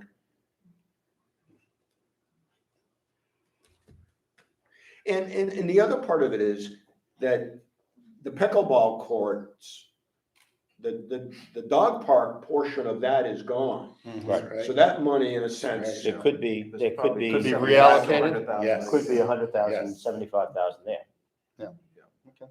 Right, because we're only using it for the, I think we got it. I don't like the idea of borrowing between ourselves. I mean, it's all, No, but I don't want to borrow from somebody else either. no. I'm saying, it seems like we ought to be able to fund it. Right. Well, I'm just I think- trying to make sure we think of all the possible options. I'm not saying that's the best option by any the stretch. final payment is in fiscal year 2022, 2023. so one more year to go. One more. Wow. Okay, plus we have, Wow. plus, It's actually half. So at that point, it's not the 88. that So we it's the have. 4 years. Yes. Yeah. It's the 4. For the next one. Yeah, that makes sense. All right, Mr. Chairman, let me just, our chairman of our facilities committee is here. Did we miss anything in the discussion here? No, I don't think so. Okay. No, I think we're good. All right. Okay. Yeah. All right, we have a motion, we have a second, let's have a vote. All We right. do call the question. Any further discussion? All those in favor, please say aye. Aye. Any opposed? Okay. All right, so we have some work to do. We use the number at 250, right? Not to exceed 250? Yeah, not to exceed 250. All right, so the next action is Denise and I and the right people will get together with Andy, and we'll do what we have to do here to get this thing moving. Okay, and I'll alter the newsletter to include the basics of Okay, this. one other thing that I want to ask. At one point, we had talked about, did we want to have a forum for the community to do something? Do you think that's necessary? Something from the facilities committee to explain it? Or have it, an explanation, you want to list it, explanation of, at a board meeting? Well, let me take us back. Remember when we did the situation a couple of years ago, we had a big meeting in here. We got a lot of feedback from the community. Right. I think we've taken their feedback and now have put it into play. I agree. Do we have an obligation then to go back to them and say, you told us something, we listened, here's what we've done? I personally don't think so at this point. No. I think we took I the don't feedback and acted on it. Right. If you're going to do that, then I want to rescind the motion we just passed, because that opens too many doors. I agree. I will summarize the results of this in the newsletter. That goes to everybody in the community. I think that covers everything. All right, we can move on. Okay. Good job. Very good. I think the Steve, light at the end of the tunnel. Congratulations. A lot of work for you, Steve, thank you. And it's not a train coming at us. We'll get there. And so our intention is every board meeting now, we'll keep you updated where we are, what's happening. If we have any significant issues, we'll bring them back to you, but we know what to do at this point. Sounds good. Thank Good you. job. I really appreciate all the input and I mean, this has been a labor of. Labor, just leave it at labor. Labor of labor. Anyway, I feel your pain. Yeah, thank you guys. The next item on the agenda is item number 4D, is the discussion regarding parking at the River Club. Denise? Well, actually, I brought that up. Here's the reason. This board had decided that we would allow large vehicles, motorhomes, trailers, whatever, the occasional U-Haul thing to come to the River Club parking lot for limited periods of time. We had a situation here that really annoyed me. We had the cab of a tractor trailer in our parking lot for about 2 weeks. I don't think this board ever intended for that to happen. And as I had said to Denise, both verbally and written, this is not a truck stop. This is a residential parking lot. I realize that this tractor is driven by the daughter of a resident. I understand all of that. And if that person comes back with it again, I think we could accommodate them for 2 days. And after that, it's got to go someplace else. We cannot have this extension that we've done for our residents simply abused. And I think that we were abused. And maybe there were some extenuating circumstances. There were some stories about the driver came down with COVID, the truck couldn't be moved, et cetera, et cetera, et cetera. Either way, we housed that vehicle on this property for 2 weeks, way beyond what this board had agreed to, in my opinion. So this is the first opportunity I've had to mention it in front of the rest of the board members. What do you guys think? Totally agree with you. We agree. If my sister came down and visited with us and had a travel trailer hooked up to a car, would that be okay to put out there? For 2 days. Was Well, the we never limit? put a time I was limit gonna on say, I it. don't have the policy in front of me, but. No, I don't think we did. I think it was an understanding, and maybe that was the fault in it when we first did this. And what I'm asking is that we no longer have it as an understanding, but we have it as a rule that we're not going to house vehicles for more than a certain amount of time. I think 2 days is sufficient. I could be convinced to go 3. But if I was coming here, if a relative of mine were coming with a trailer, or if I were moving and needed a place to put a U-Haul, it's here for a day or 2, that's all, and then it's gone. And where does it go after that? I hate to put it this way, but I really don't care where it goes after that. It goes to Camping World, it goes to one of these other facilities where you pay to park it. So But would not here. Would that tractor trailer unit that was here be okay for 2 days? Or is the objection that it was that type of a unit? You know, I really wasn't so annoyed that it was that type of a unit, because the fact was that it was tucked away in the corner of the parking lot. Right. And I don't think too many people even noticed it.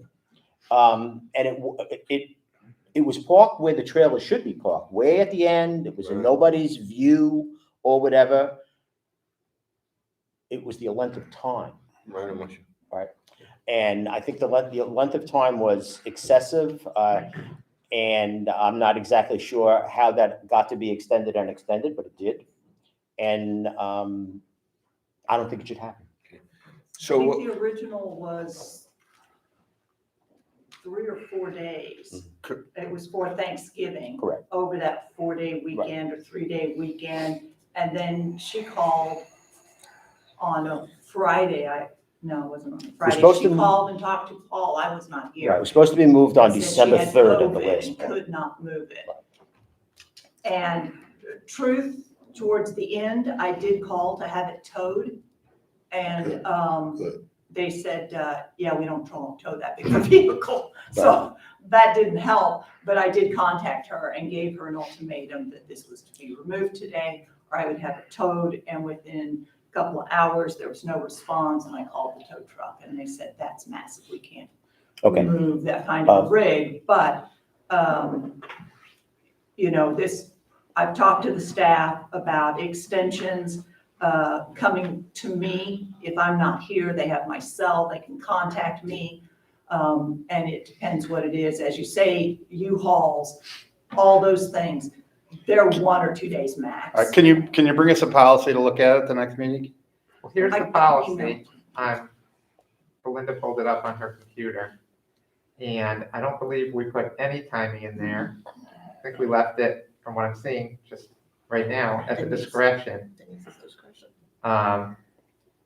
We said, River Club parking, no overnight parking permitted anytime between the hours of 12 a.m. and 6 a.m., but parking exceptions may be granted pursuant to the procedures as provided herein. And then when you go to the exception, it says it will be granted by way of written correspondence from the district manager or his or her designee, including potentially the River Club manager and or on-site field manager.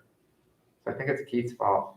No verbal grants of authority will be issued. It is the responsibility of the person requesting an exception to secure all necessary documentation, et cetera. So we don't talk about timing, nor do we talk about type of vehicle. That's my concern, the types of vehicles. I think the intent of it, you know, going back to the discussion that we had, the intent of it was, let's say a U-Haul, you know, somebody moving in, moving out, whatever, a motorhome, somebody visiting, that kind of thing. I think that was the intent. Now, the mistake that was made is that we weren't specific. Right. And I think we need to be specific. I think we need to be specific in terms of, I don't know if it When you needs say to. no overnight parking, just say. Well, I'm not sure you need to be specific as much as you may want, this is just a thought, but you may want to leave it open, yet you're expressing your direction to Denise. Hey, we really don't want it to be over 2 days. But that way, if there really is something, you know, let's just say there was a super great excuse and it was for 3 days and it was for just a plain old vehicle that nobody's going to have any objection to. She still has that discretion. I have no problem with that. I have I'm no saying the average is 3 days. That's why I'm saying maybe leave it open. Okay. But you're conveying your thoughts to Denise right now that 2 weeks is excessive.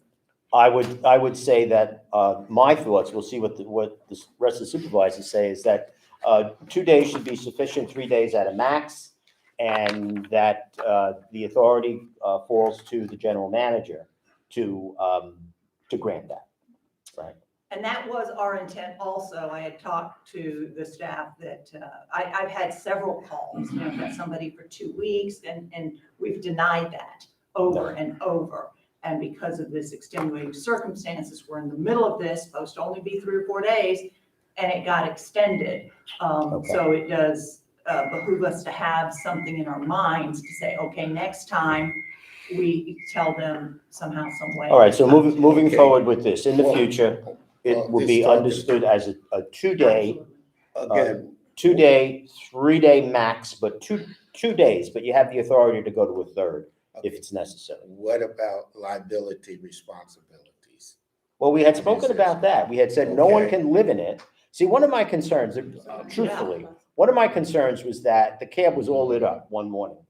Now, that signals to me something's going on. Now, maybe the owner was in there doing whatever you do in a truck, or whatever that is. I don't know. And, but my thought was, Don't go there. my thought was somebody living in it? Because it was, you know, the kind like we see on the road, those big rigs, they have that Sleeper. sleeper thing, right? Big words, thank you. That sleeper thing on the back of it, no one should be living in it, be it a motorhome or anything. We made that very clear. Nobody's Yeah, living in it. and we have actually couple of times we've double checked, because when they were doing it, there was this little hint of insinuation, and I have gone through absolutely no understanding in that. We also have papers that are signed. Well, Yeah, we it says signed a no. liability. Right. Oh, okay. And so you that's asked- what I'm Have something concerned signed. We do say Absolutely. park at your own risk. The district assumes no liability for any theft, vandalism, and or damage that might occur to personal property and or vehicles parked on its property. Yeah, But- so they have a waiver that they sign. Okay, suppose someone else gets injured or something from the Well, vehicles you say, we're covered? You know, we're not always 100% covered. We Well, have a their different insurance. policy. We have That's them what- sign and we have Yeah, insurance. yeah. So that's the Right, the only, Okay. all these vehicles have to be registered and insured.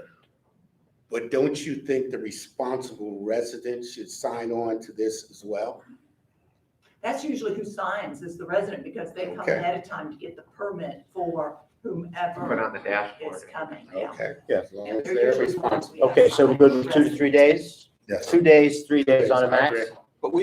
But this allows for any type of vehicle. So we're not objectioning to this particular vehicle. It's the time that we're Right. objecting to. It's the length of time. So are But we saying should that it be- tractor trailer? Should it be, now we're requesting the 60-foot trailer that's attached to this baby to come in here? That's not happening. The cab, which is probably no bigger than a large pickup truck or something, it's not And really that was all a that brand big. new cab, that was a beautiful vehicle, Yeah, it was- actually. And it was, again, it was parked appropriately, it was tucked back in the corner. Thinking about, should it be attached to a trailer, and that's gonna stay here. That's Now, not I did mention in my email to you that we will be having L&P staging there for several days with the mulch, and I That happens can't every- remember how long that was. So we made an exception with that because they're working on our. So, That happens every year, so that's not the end of the world. Yeah. Okay, so we're good with that? Yes. Okay. The next item is also mine. Here's a story. Deliveries. And I'm glad that still here. A situation happened here a couple weeks ago where a delivery truck came in the very early morning, I believe it was about 5:30, and continued idling in the parking lot until nearly 6:30, until somebody was here to open the doors and let it in. I don't think that should be happening. I think that when the POA extended privileges for deliveries, the intent was residential deliveries. We're talking about during a COVID situation, we're talking about maybe a drugstore delivering or maybe a food service delivering. I don't think it was ever meant to be a commercial delivery to this facility that would arrive at 5:30 and a truck staying idling in this parking lot for nearly an hour. I think that's an intrusion on the lives of the people that live around it, and I don't think it should be happening. And I think the delivery services can be told, we only accept deliveries after 7 a.m. And they shouldn't be coming in. They shouldn't be coming in at 5:30 in the morning. and left idling in the parking lot. I think that's a problem. And I doubt that trucker will ever do that because he just wasted an hour of his life sitting there when he had Well, that's the hundreds other- of deliveries. That's the other point, you know, so the feeling that, well, we can't limit them to time because then they won't make the delivery, et cetera, I think that's nonsense. I think that we only accept deliveries from between 7 a.m., 7 to 5, right? 7 to 7. 7 to 7. 7 to 7. It becomes really problematic if they come in the later afternoon as the parking lot fills up and, you know, that kind of thing. But no earlier than 7 a.m. That should not happen again. One thing I will say is in the times that we're at, the drivers are so limited. They are now delivering to 2 regions instead of 1. And they have limits to go. That's probably why he came here and thought he could get in. He won't come to us first. He may have gone. I know in a club, I used to work at 3 a.m. is when our deliveries happened. They all night long, especially now where they're struggling. And we can say we don't open till 6:30 and they will try and do that. But if I say, you know, 7 o'clock, that's going to push. We miss a delivery, we shut down. We get deliveries twice a week, sometimes 3 times a week. And that is something that happens and it's struggling for them. We actually had one of the vice presidents driving a truck to deliver food because they're so short now. And I know that's not our problem, but in a way it is our problem. Well, it becomes our problem when the truck sits there and idles for an hour. 6:30 That's a problem. Maybe the earliest an employee gets here to open up. So if they come earlier, we cannot accept it earlier because we're not going to bring somebody in at 5 o'clock to sit around waiting for a truck. And as I said, that person won't make that mistake again because it wasted an hour of time that they probably didn't have. So what I'm suggesting is that the vendors be notified that deliveries are accepted at 7 o'clock. I would ask and for we- 6:30 because it's, That's reasonable. I think it is. It's a city ordinance. It's a city ordinance. What's the city ordinance? 7 o'clock. 7 o'clock. Noise ordinance drives the 7 o'clock, 7 o'clock. right out of the city ordinance. 7 You think a.m. no driver goes to any No, that's restaurant not before 7? That can't be That true. can't You're talking about the noise ordinance, right? The noise ordinance is set up, if you have the first complaint, it's just like barking dogs. It goes to the city. The city takes care of the noise ordinances for this community. This is not a POA rule. This is aligning the contractor work hours and deliveries of contractors with the city ordinance. That's what we did. What time can the landscapers start? 7 a.m. 7. And- Used to be 7 to 5, then it was extended 7 to Yeah, 7. Correct. But you don't, this time of year, you don't see them in the dark. Right. But the early morning deliveries, I strongly feel should not be made before 7 a.m. It's an intrusion on Has this on the happened, homeowner. has this happened before that we're aware of, or was this the first time? This is the This earliest has- that this it's has- happened, and I think it's. I'm sorry? This has happened, maybe not that early. This was sort of the cream on the cake. I was aware of it because of a homeowner. And I live in an area where I can hear what's going on in the parking lot, right down here on Portofino. So I was aware of it. But the 5:30 is the thing that kicked it off. 5:30 a.m. is should not be allowed. So No, and I agree with that. I really do. I just know that these places have deliveries Can we have to do. the guard not let them in? There you go. No, Stop them at the gate. can't. Keith can't because it's public roads. Point, we can't stop. Okay. He goes, open that gate. Yeah, you could ask him, you could say, hey, we really don't start things till 7, but if he says, I'm here, I'm coming in, you have to let him in. But if the city ordinance is 7 to 7, don't let them in. Well, no, he doesn't have Because- to do his delivery, he could say, I wanna drive around and look to buy a new house. I mean, it's a public road. Yeah, the likelihood of that happening, it's within the realm of possibility. So even the landscapers But could come if in they get early here- if they want, but they just can't work. If we have another occurrence of this, how about if they wait outside, park along the curb, Where it says no parking. Where it says no parking. It says welcome home, no parking. Welcome home, no parking. Okay. So how are we leaving this? We will talk to them and tell them that there is no one here before 7 a.m. Okay. And it just so happened that. Well, and tell them they're violating a city ordinance, whether it's Okay, all right, so. enforceable or not. It is what it is. Okay, so we've had the discussion, 7 a.m. deliveries, and that's what we're gonna have. Okay, I'm good. Okay.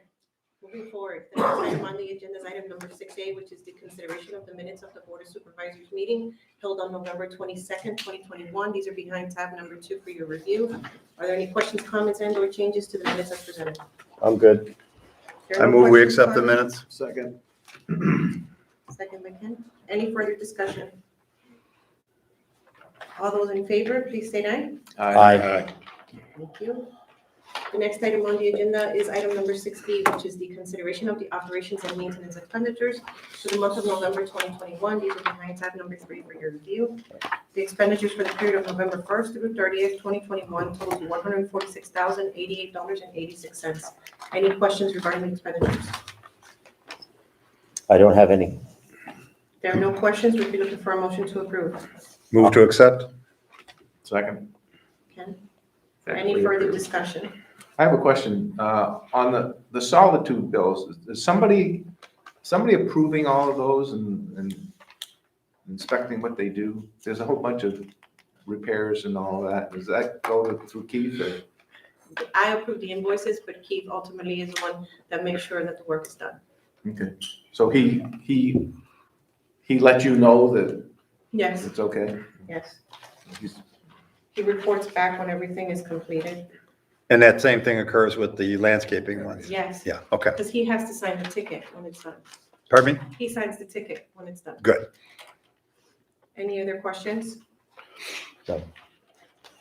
All those in, did I call for a vote already? Yep. Yeah, we have a second. Okay. I called for the vote already? No, we have a motion and a second. No, we're in discussion. I'm like, Oh, we had a motion, we had a Any second on it. further discussion? All those in favor, please state aye. Aye. Thank you. Moving forward with the consent items, item number 7A, we do have acceptance of advisory committee meeting minutes, which are behind tab number 4. We have fitness and pool advisory committee meeting minutes of May 19th, September 15th, and October 20th of 2021. And we have facilities advisory committee meeting minutes of June 7th, August 3rd, September 7th, and October 4th of 2021. These are being presented for your acceptance. I just have a question. I'm thinking that we're getting these late, like from back in May, simply because of the inability to have a quorum. Yes, several of them. That's what I'm assuming was the reason, because, they were months and months and months ago. It'll be the same is going to occur with the landscaping committee Yeah, meetings well, minutes. Yeah. Just, If we ever get any. okay. All right. I'll make a motion that we accept them. Is there a second? Second. Any further discussion? All those in favor, please state aye. Aye. We're going to move forward with staff reports. Andy, do you have anything to report? Nothing this morning, but I'm glad to answer any questions from the board. Any questions for Andy? Andy, the document that I sent you the other day, Yes. Which came from Bill. You have no memory, you have no knowledge of this in any way. No. What do you think it might be? I had not seen it. My guess, what the The chair golf sent course? me was a estoppel Yeah. type agreement that was being executed by the POA. So it was not anything being executed by the CDD. Right. And it said that there was no violations of the declarations, including the River Club declarations. And the other signature was WCI. So my guess, this was only a guess, is that it had something to do with the golf course sale, because aren't they in the middle of selling that? Oh, they take over today, I believe. Okay, so it is nothing that I had seen, as far as I know, you weren't approached with anything, and it was nothing requiring the signature of the CDD. It was a POA signature document. Right, okay. That was just my guess. Okay. I sent it back to Bill Shade, saying that you had no knowledge of what it's all about. It's got to be a POA thing. That's my guess. Okay. It didn't have Thank anything you. to do with property lines or anything, did it?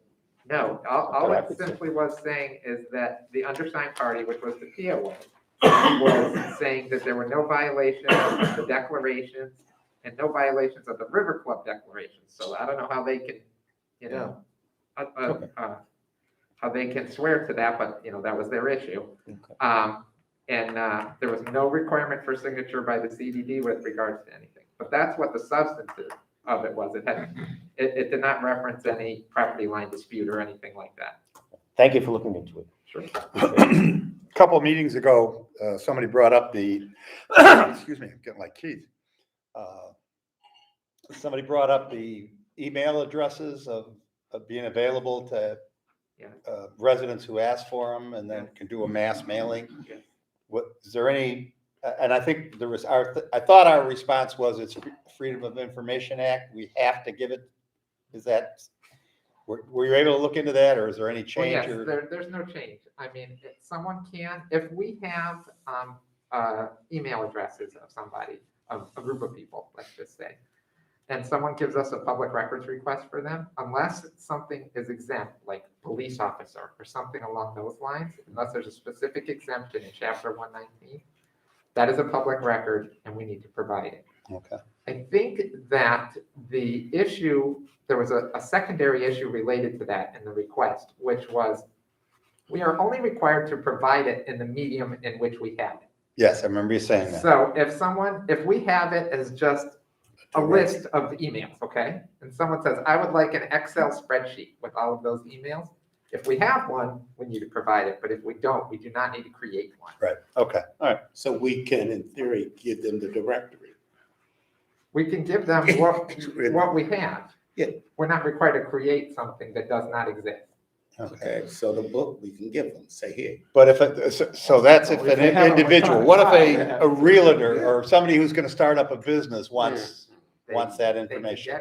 They have a right to it. Yes, Okay, they do. all right, just so I was. And there are actually, I mean, Belinda can probably add input as well, have a lot of CDDs who specifically have made a conscious decision they don't want to have everybody's email addresses. Now it hampers them in doing newsletters and e-blasts and whatever, but they've made that decision. Right. Okay, thank you. There's a big difference between giving them the directory and giving them the file. Yeah, but if we have the file Right. and they ask for the file, we would need to give that to them. Right. Again, if they say, give me an Excel spreadsheet and we have one, Right. we would give it to them, but if we don't need to create it. Well, if you give them the directory, they have to manually enter it. Yeah. Versus the Have file. fun. Well, right, but if they ask for the Right, file I'm and with we have it, we have to give them. Right, with you. Okay. But as Belinda has said several times, this goes way beyond email addresses. You know, someone asking for other information that we don't have, that, as Andy describes, we're not obligated to now run around and create it. Because a If lot we of have times it, that's people one will thing. say, can you give me a table of all of your expenses for pond repairs over the past 2 years, whatever. If we've compiled that, wonderful, but if not, we'll just say, well, here's all the invoices, you know, we'll give you that. Right. Then they can compile their own report. Right. Okay, thank you. Okay. Sure. Denise, do you have anything to report? Just a couple of updates. The roof repair is complete. It did take them 4 full days to get that done. They're going to be sending me pictures of everything that they did, so hopefully I'll get that soon. The chandeliers, we had a little bit of a tweak today. The lift is giving us mechanical troubles. We have a call into them and hopefully they will extend it an extra day for us. Today, we were going to be taking the lift. We have a plywood on it.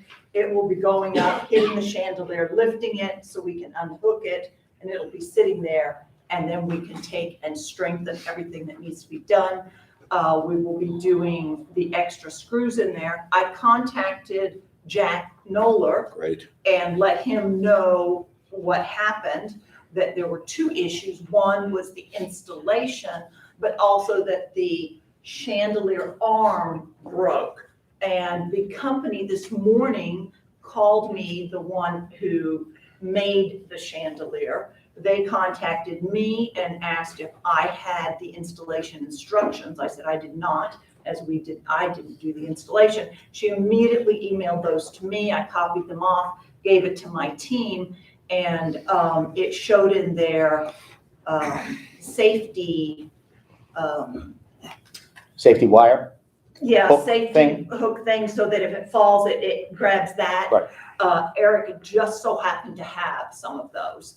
And so he is also connecting that, so if something happens, it would fall, that would happen. This one, the wiring was somehow strong enough that the wiring held this before we could get it down without it literally crashing. Okay.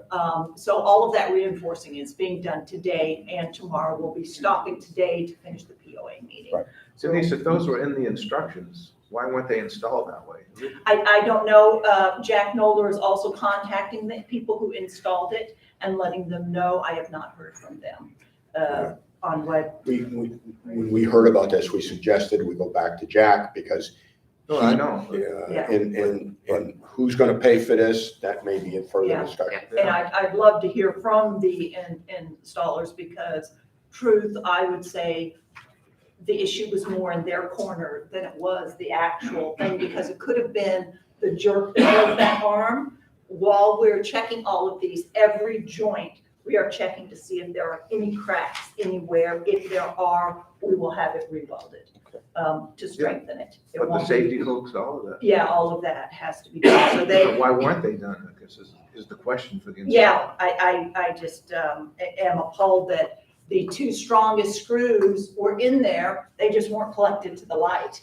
The two little screws were holding this whole thing up when it was the number 10s. They should have been doing that. So I have our maintenance supervisor, who is a commercial electrician, and another electrician working together to make sure this is done correctly.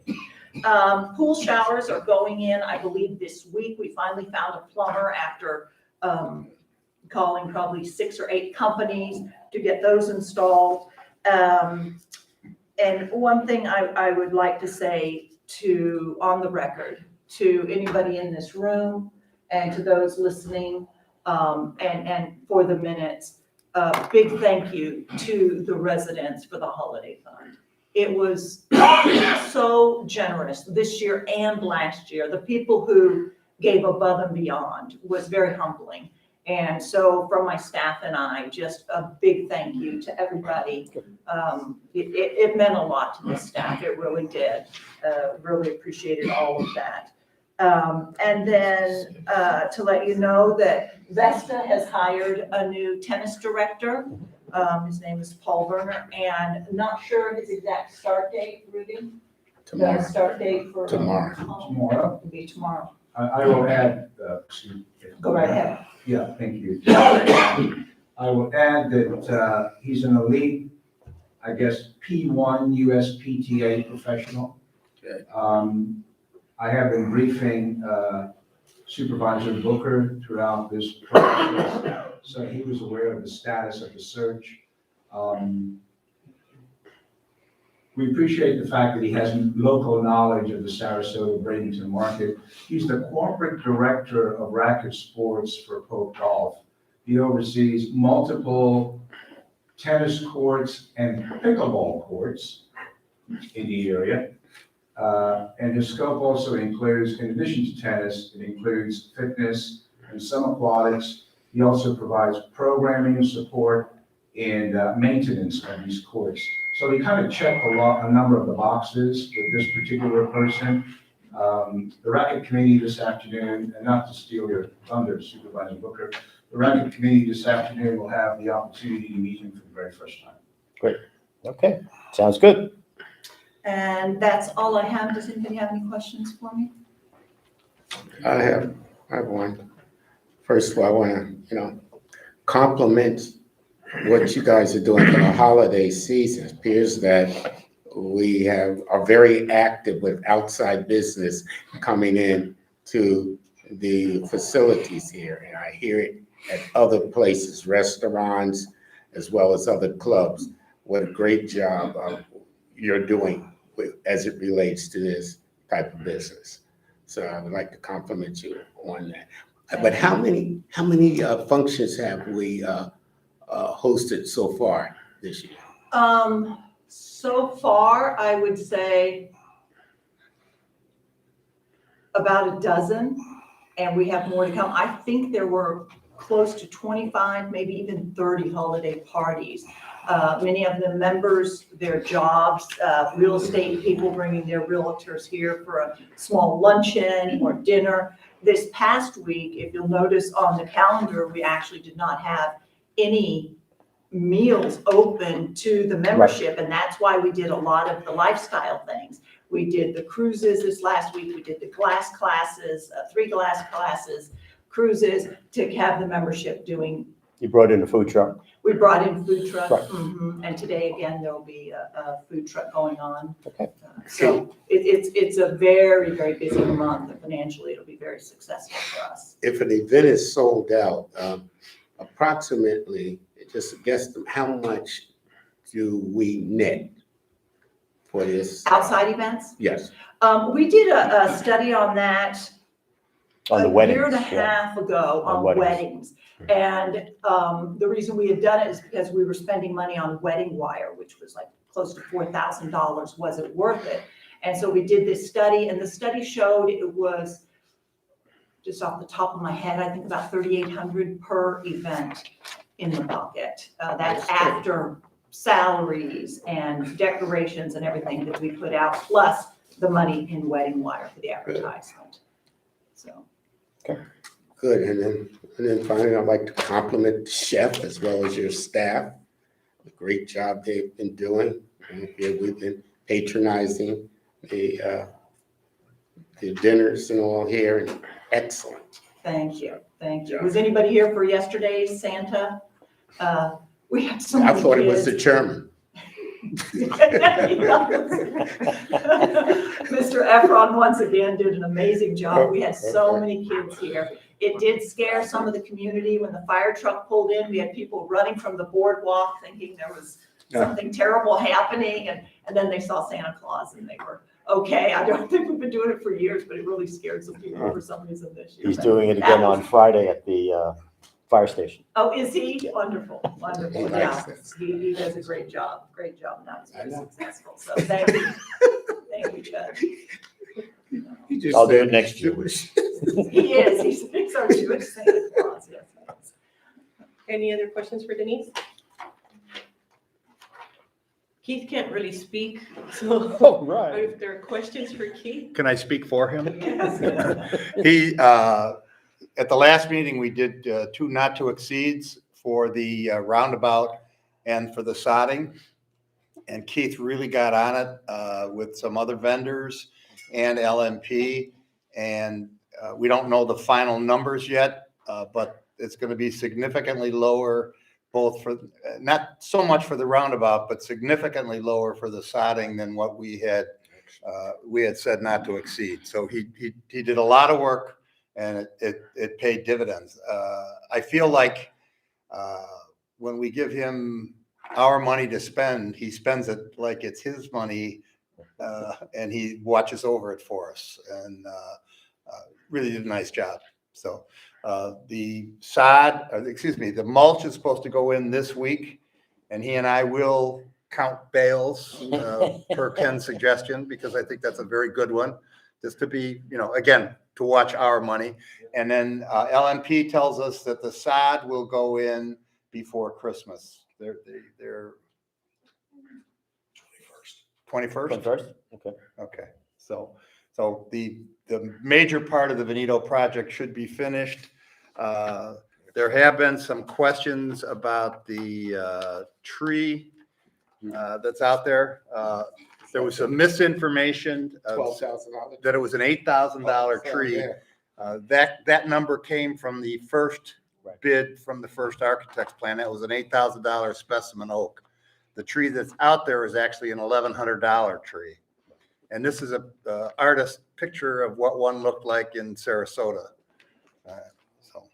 Is that the one Debbie Kirky Yes. talked about? Yes. Next Yeah, door? she had a good answer to that Oh, one. She was excellent. And actually, she had the wrong number as far as the price. It's even less than what you quoted. So, again, kudos for your good work, Keith. Use your voice more often.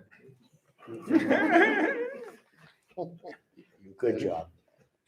Good job. Any other questions? Well, I want to who arranged for the decorations on the front. You did?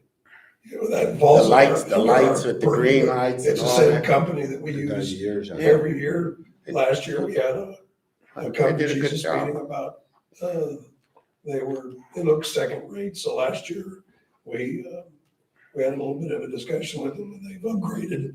Oh, you can And tell. so things are looking, they look a lot better, I mean, really good. Looks good. Well done. I mean, that green when it goes up, those lights, well done. Any other questions for Keith? I do have a couple of things. We do have the next meeting scheduled for January 10th. I'm not sure whether or not the board wants to hold that meeting or just hold the second meeting of the month. I would be fine with going with the second meeting of the month and eliminating the 10th. How does everybody else feel? Fine. I agree. So Okay. that's the 24th. Let me. 24th then will be the, Okay, so 24th.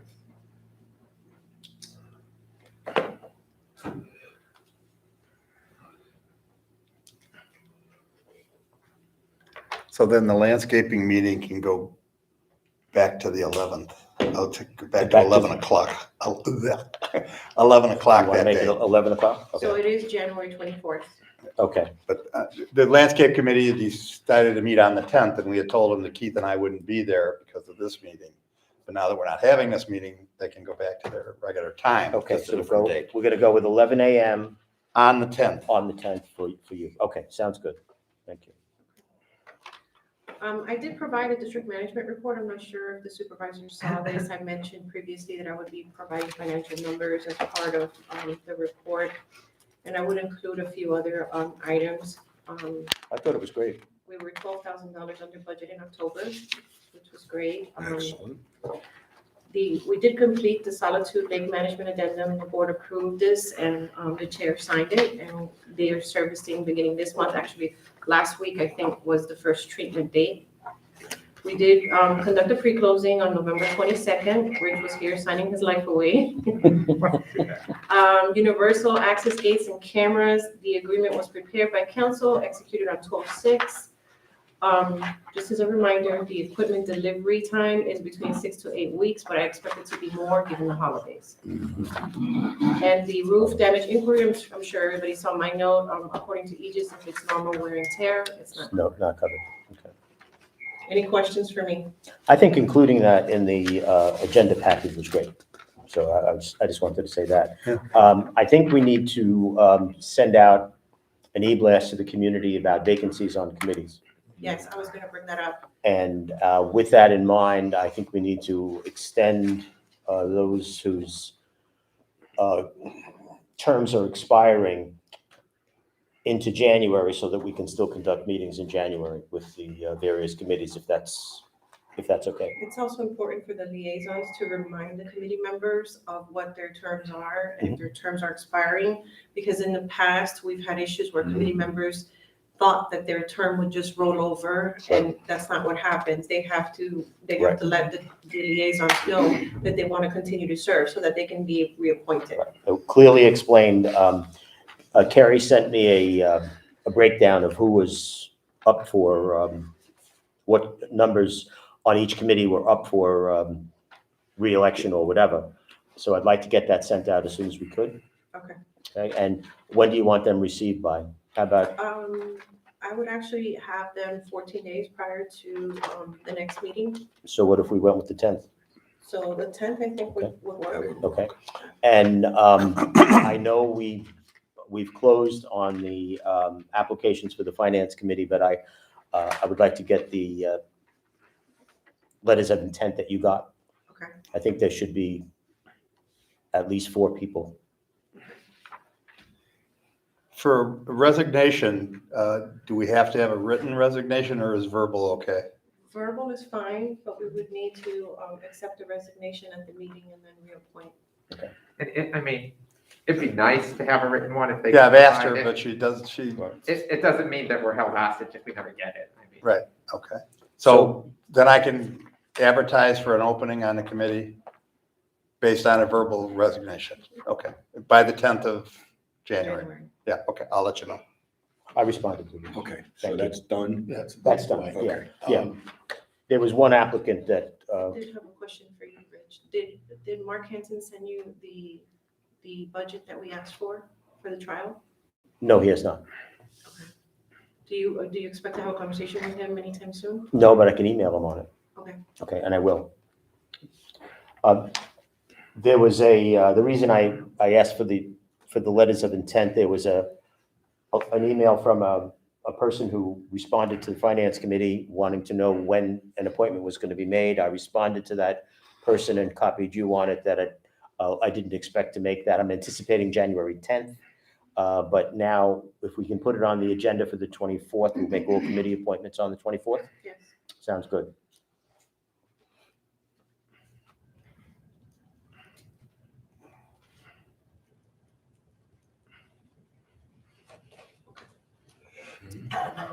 Any other questions? Oh, when we took a break earlier, I was called by one of my committee members on the pool and fitness committee and indicating that he wished to resign. He's up in Illinois now, and he just can't serve. Bill Hahn. So I accepted his verbal resignation, and I indicated I would inform the board. All right, then I'll take his name off the list. Why don't you make a motion and the board can.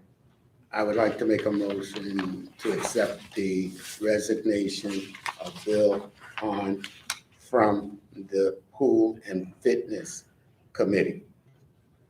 Is there a second? Second. Okay. Any Well, further discussion? I might as well do the same with Marie Thompson from the Landscape Advisory Committee.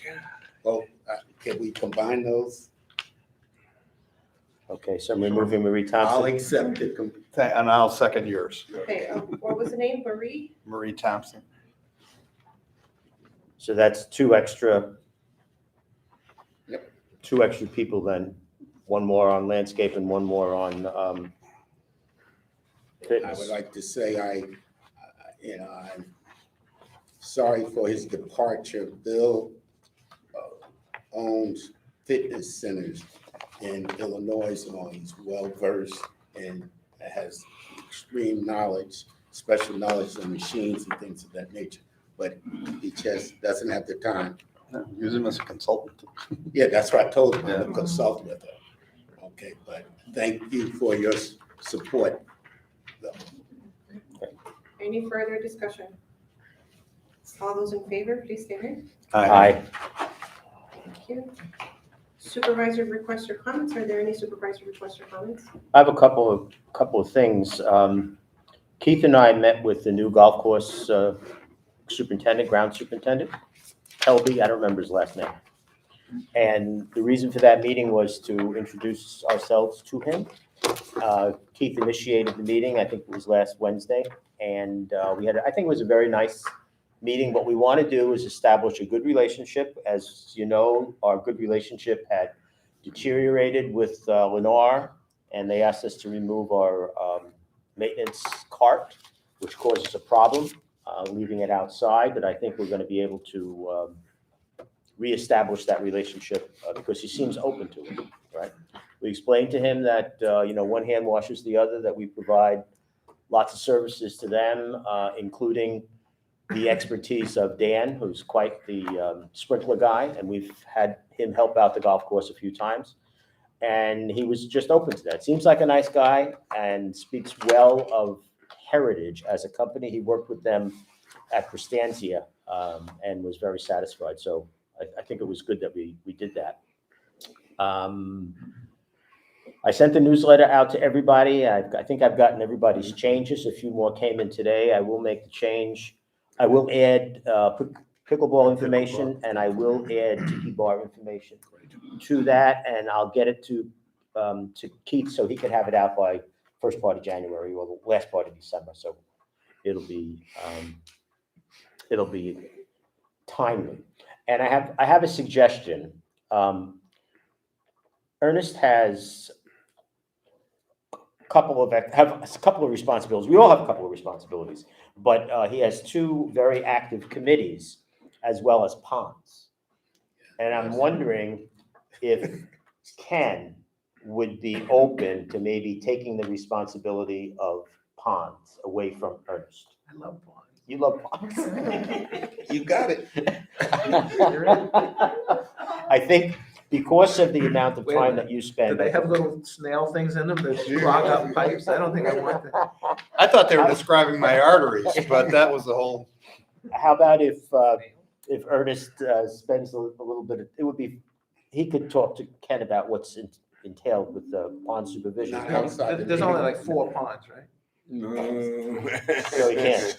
62. He can meet with Solitude. 62, I know. I'm sorry? He can meet with Solitude.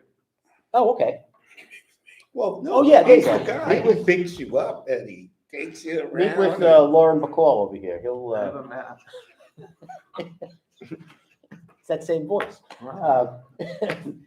Keith can fill you in He's on. trying out for the Aging Godfather. yourself. Trying out for the Godfather. On the responsibilities, okay? Ponds. Thank you, Keith. Thank you, Ken.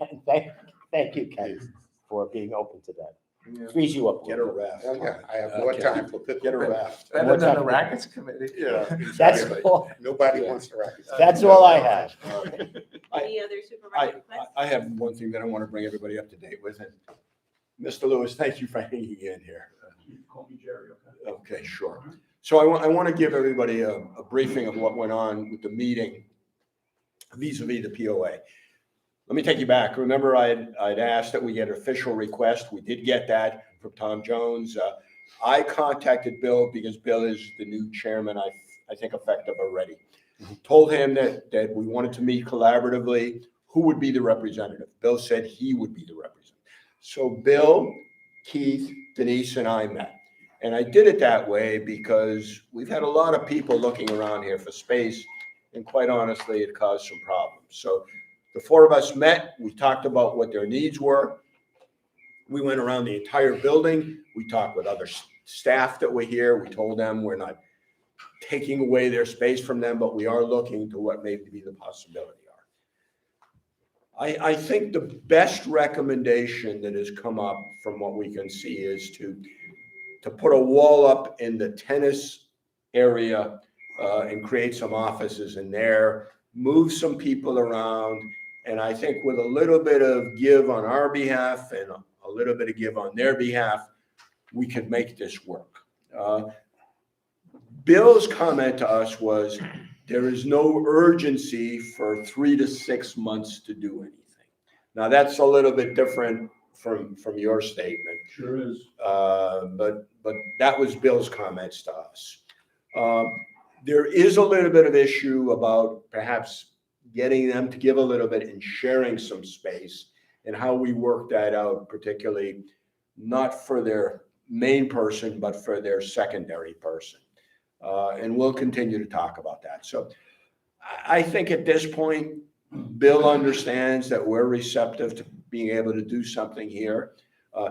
You had a contractor come out and take a look at the feasibility of putting that situation in place. And the preliminary estimate was 25,000 thereabouts. I mean, which sounds, well, it's not just a wall. The Great Wall of China? It's not just a wall. Not just, I understand that. Okay, you've got doors and windows, or you gotta move duct systems. Yeah, Right. there's electrical. So it's not just putting up a wall. You got this wall and you got this wall that has 2 different doors in it with windows in it, right? And moving the counter that's in the pro shop, removing that and making that accessible for, people to go up into the pro shop. So, it's not just a wall. And this was a first pass. They asked somebody to come in so they could have some information. So I think we had a conducive meeting with them. I think they know that given everything equal, we're going to do everything in our power should it come to this. I think the school is still out as to whether they can stay where they are because of what's going to happen with Heritage and what they're going to do.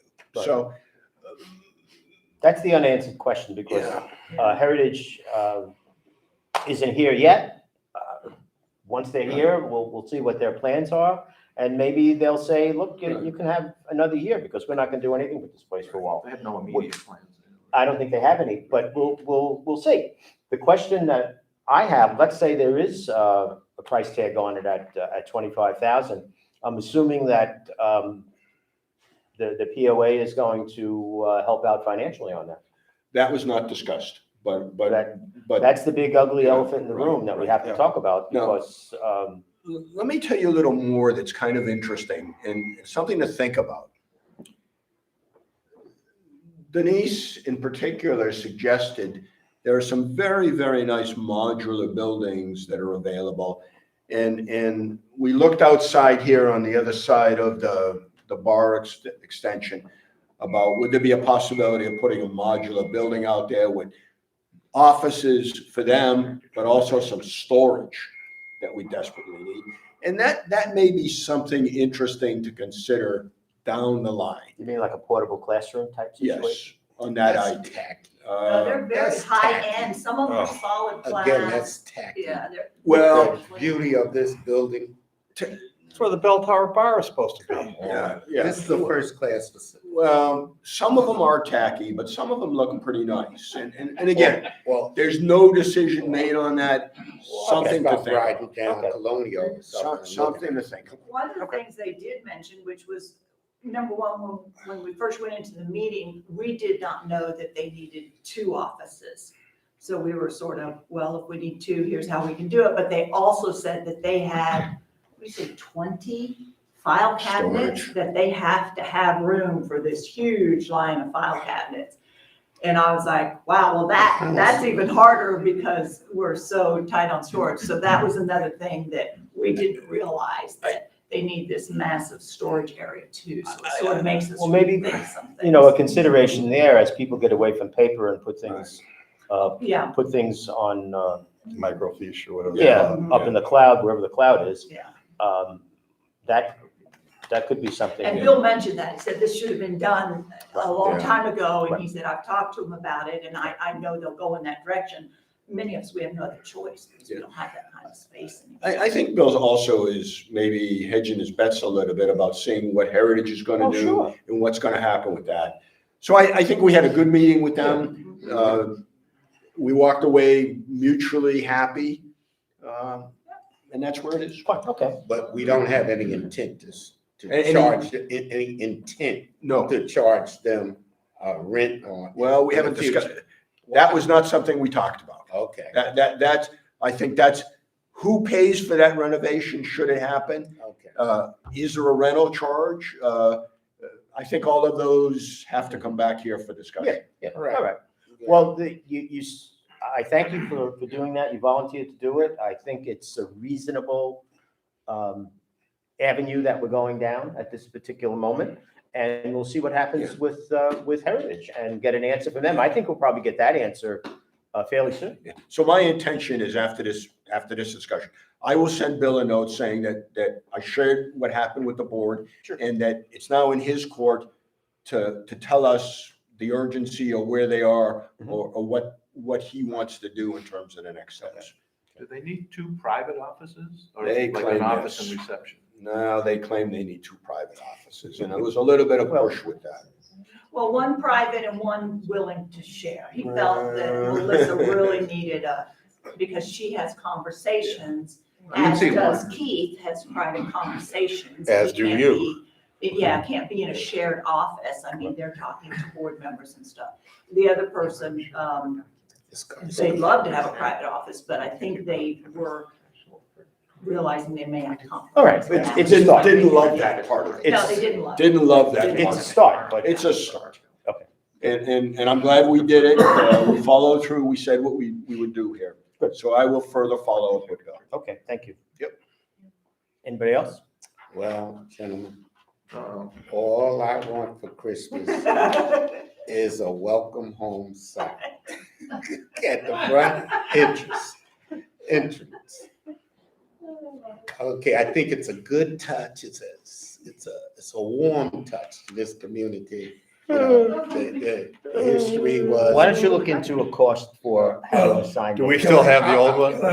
No, we don't have the old one. I have our sign company already looking into it. He's got a new CNC machine that he wants to debut, kind of. What is So- CNC, computer? Yeah, it's a computer generator where. Oh, okay, yeah, like a 3D computer. And I said, could you do me a welcome home sign? He goes, okay, so he is going to do that and get back with me when that's. Are we agreeing to do this, or are we talking about it? I don't have a problem. I don't have a problem with it. Well, I have a problem. I mean, I think it's a little, It was a sales gimmick. It was, but I don't have. One of our supervisors Okay. fell for it, look what he bought here for Christ's sake. No, that was public. we are sign happy. Yes, Okay, so we exactly. have two against, okay? Well, Correct. we So haven't had a far. hearty discussion about it. I like it. Is he gonna provide I'm this? just not Is he strongly gonna provide this for at no it. charge? Okay. I make a motion. Maybe. Not an agenda item, I don't so know. we would No, have to no. open it up for Maybe, public. maybe comment. Heritage. will Not- put not one. today. See, if they just provide the sign, then we could have Ernest stand there holding it. And collect. I mean, we're gonna have a sign that says, goodbye, drive carefully? No, No, Why not? Why not? no. because we don't care when you. If we want it, if we Ken, want. Don't be so damn honest. What if they come by truck? Don't let the On game. 41, on 41, you see the sign that says, welcome to the Coolest, or something like, wow. I mean, you guys are. Well, do you want to add it to the agenda for the January 24th meeting, and instead of joking around about it now, we can Yeah. actually speak about I'll it? add them. Okay, all right. That's Can you fine. Put that on the agenda. And I'll see if we can. We're gonna be serving cookies here on Wednesdays with warm milk. He wants to know if I want a petition. Let's move on. Any other supervisor requests or comments? Yeah, I have one. Can we adjourn? Instead of the Venetian sign. Is that a motion? I have a motion to adjourn. Is there a second? I will second that motion. All those in favor, please. Aye. Meeting adjourned at 12:45.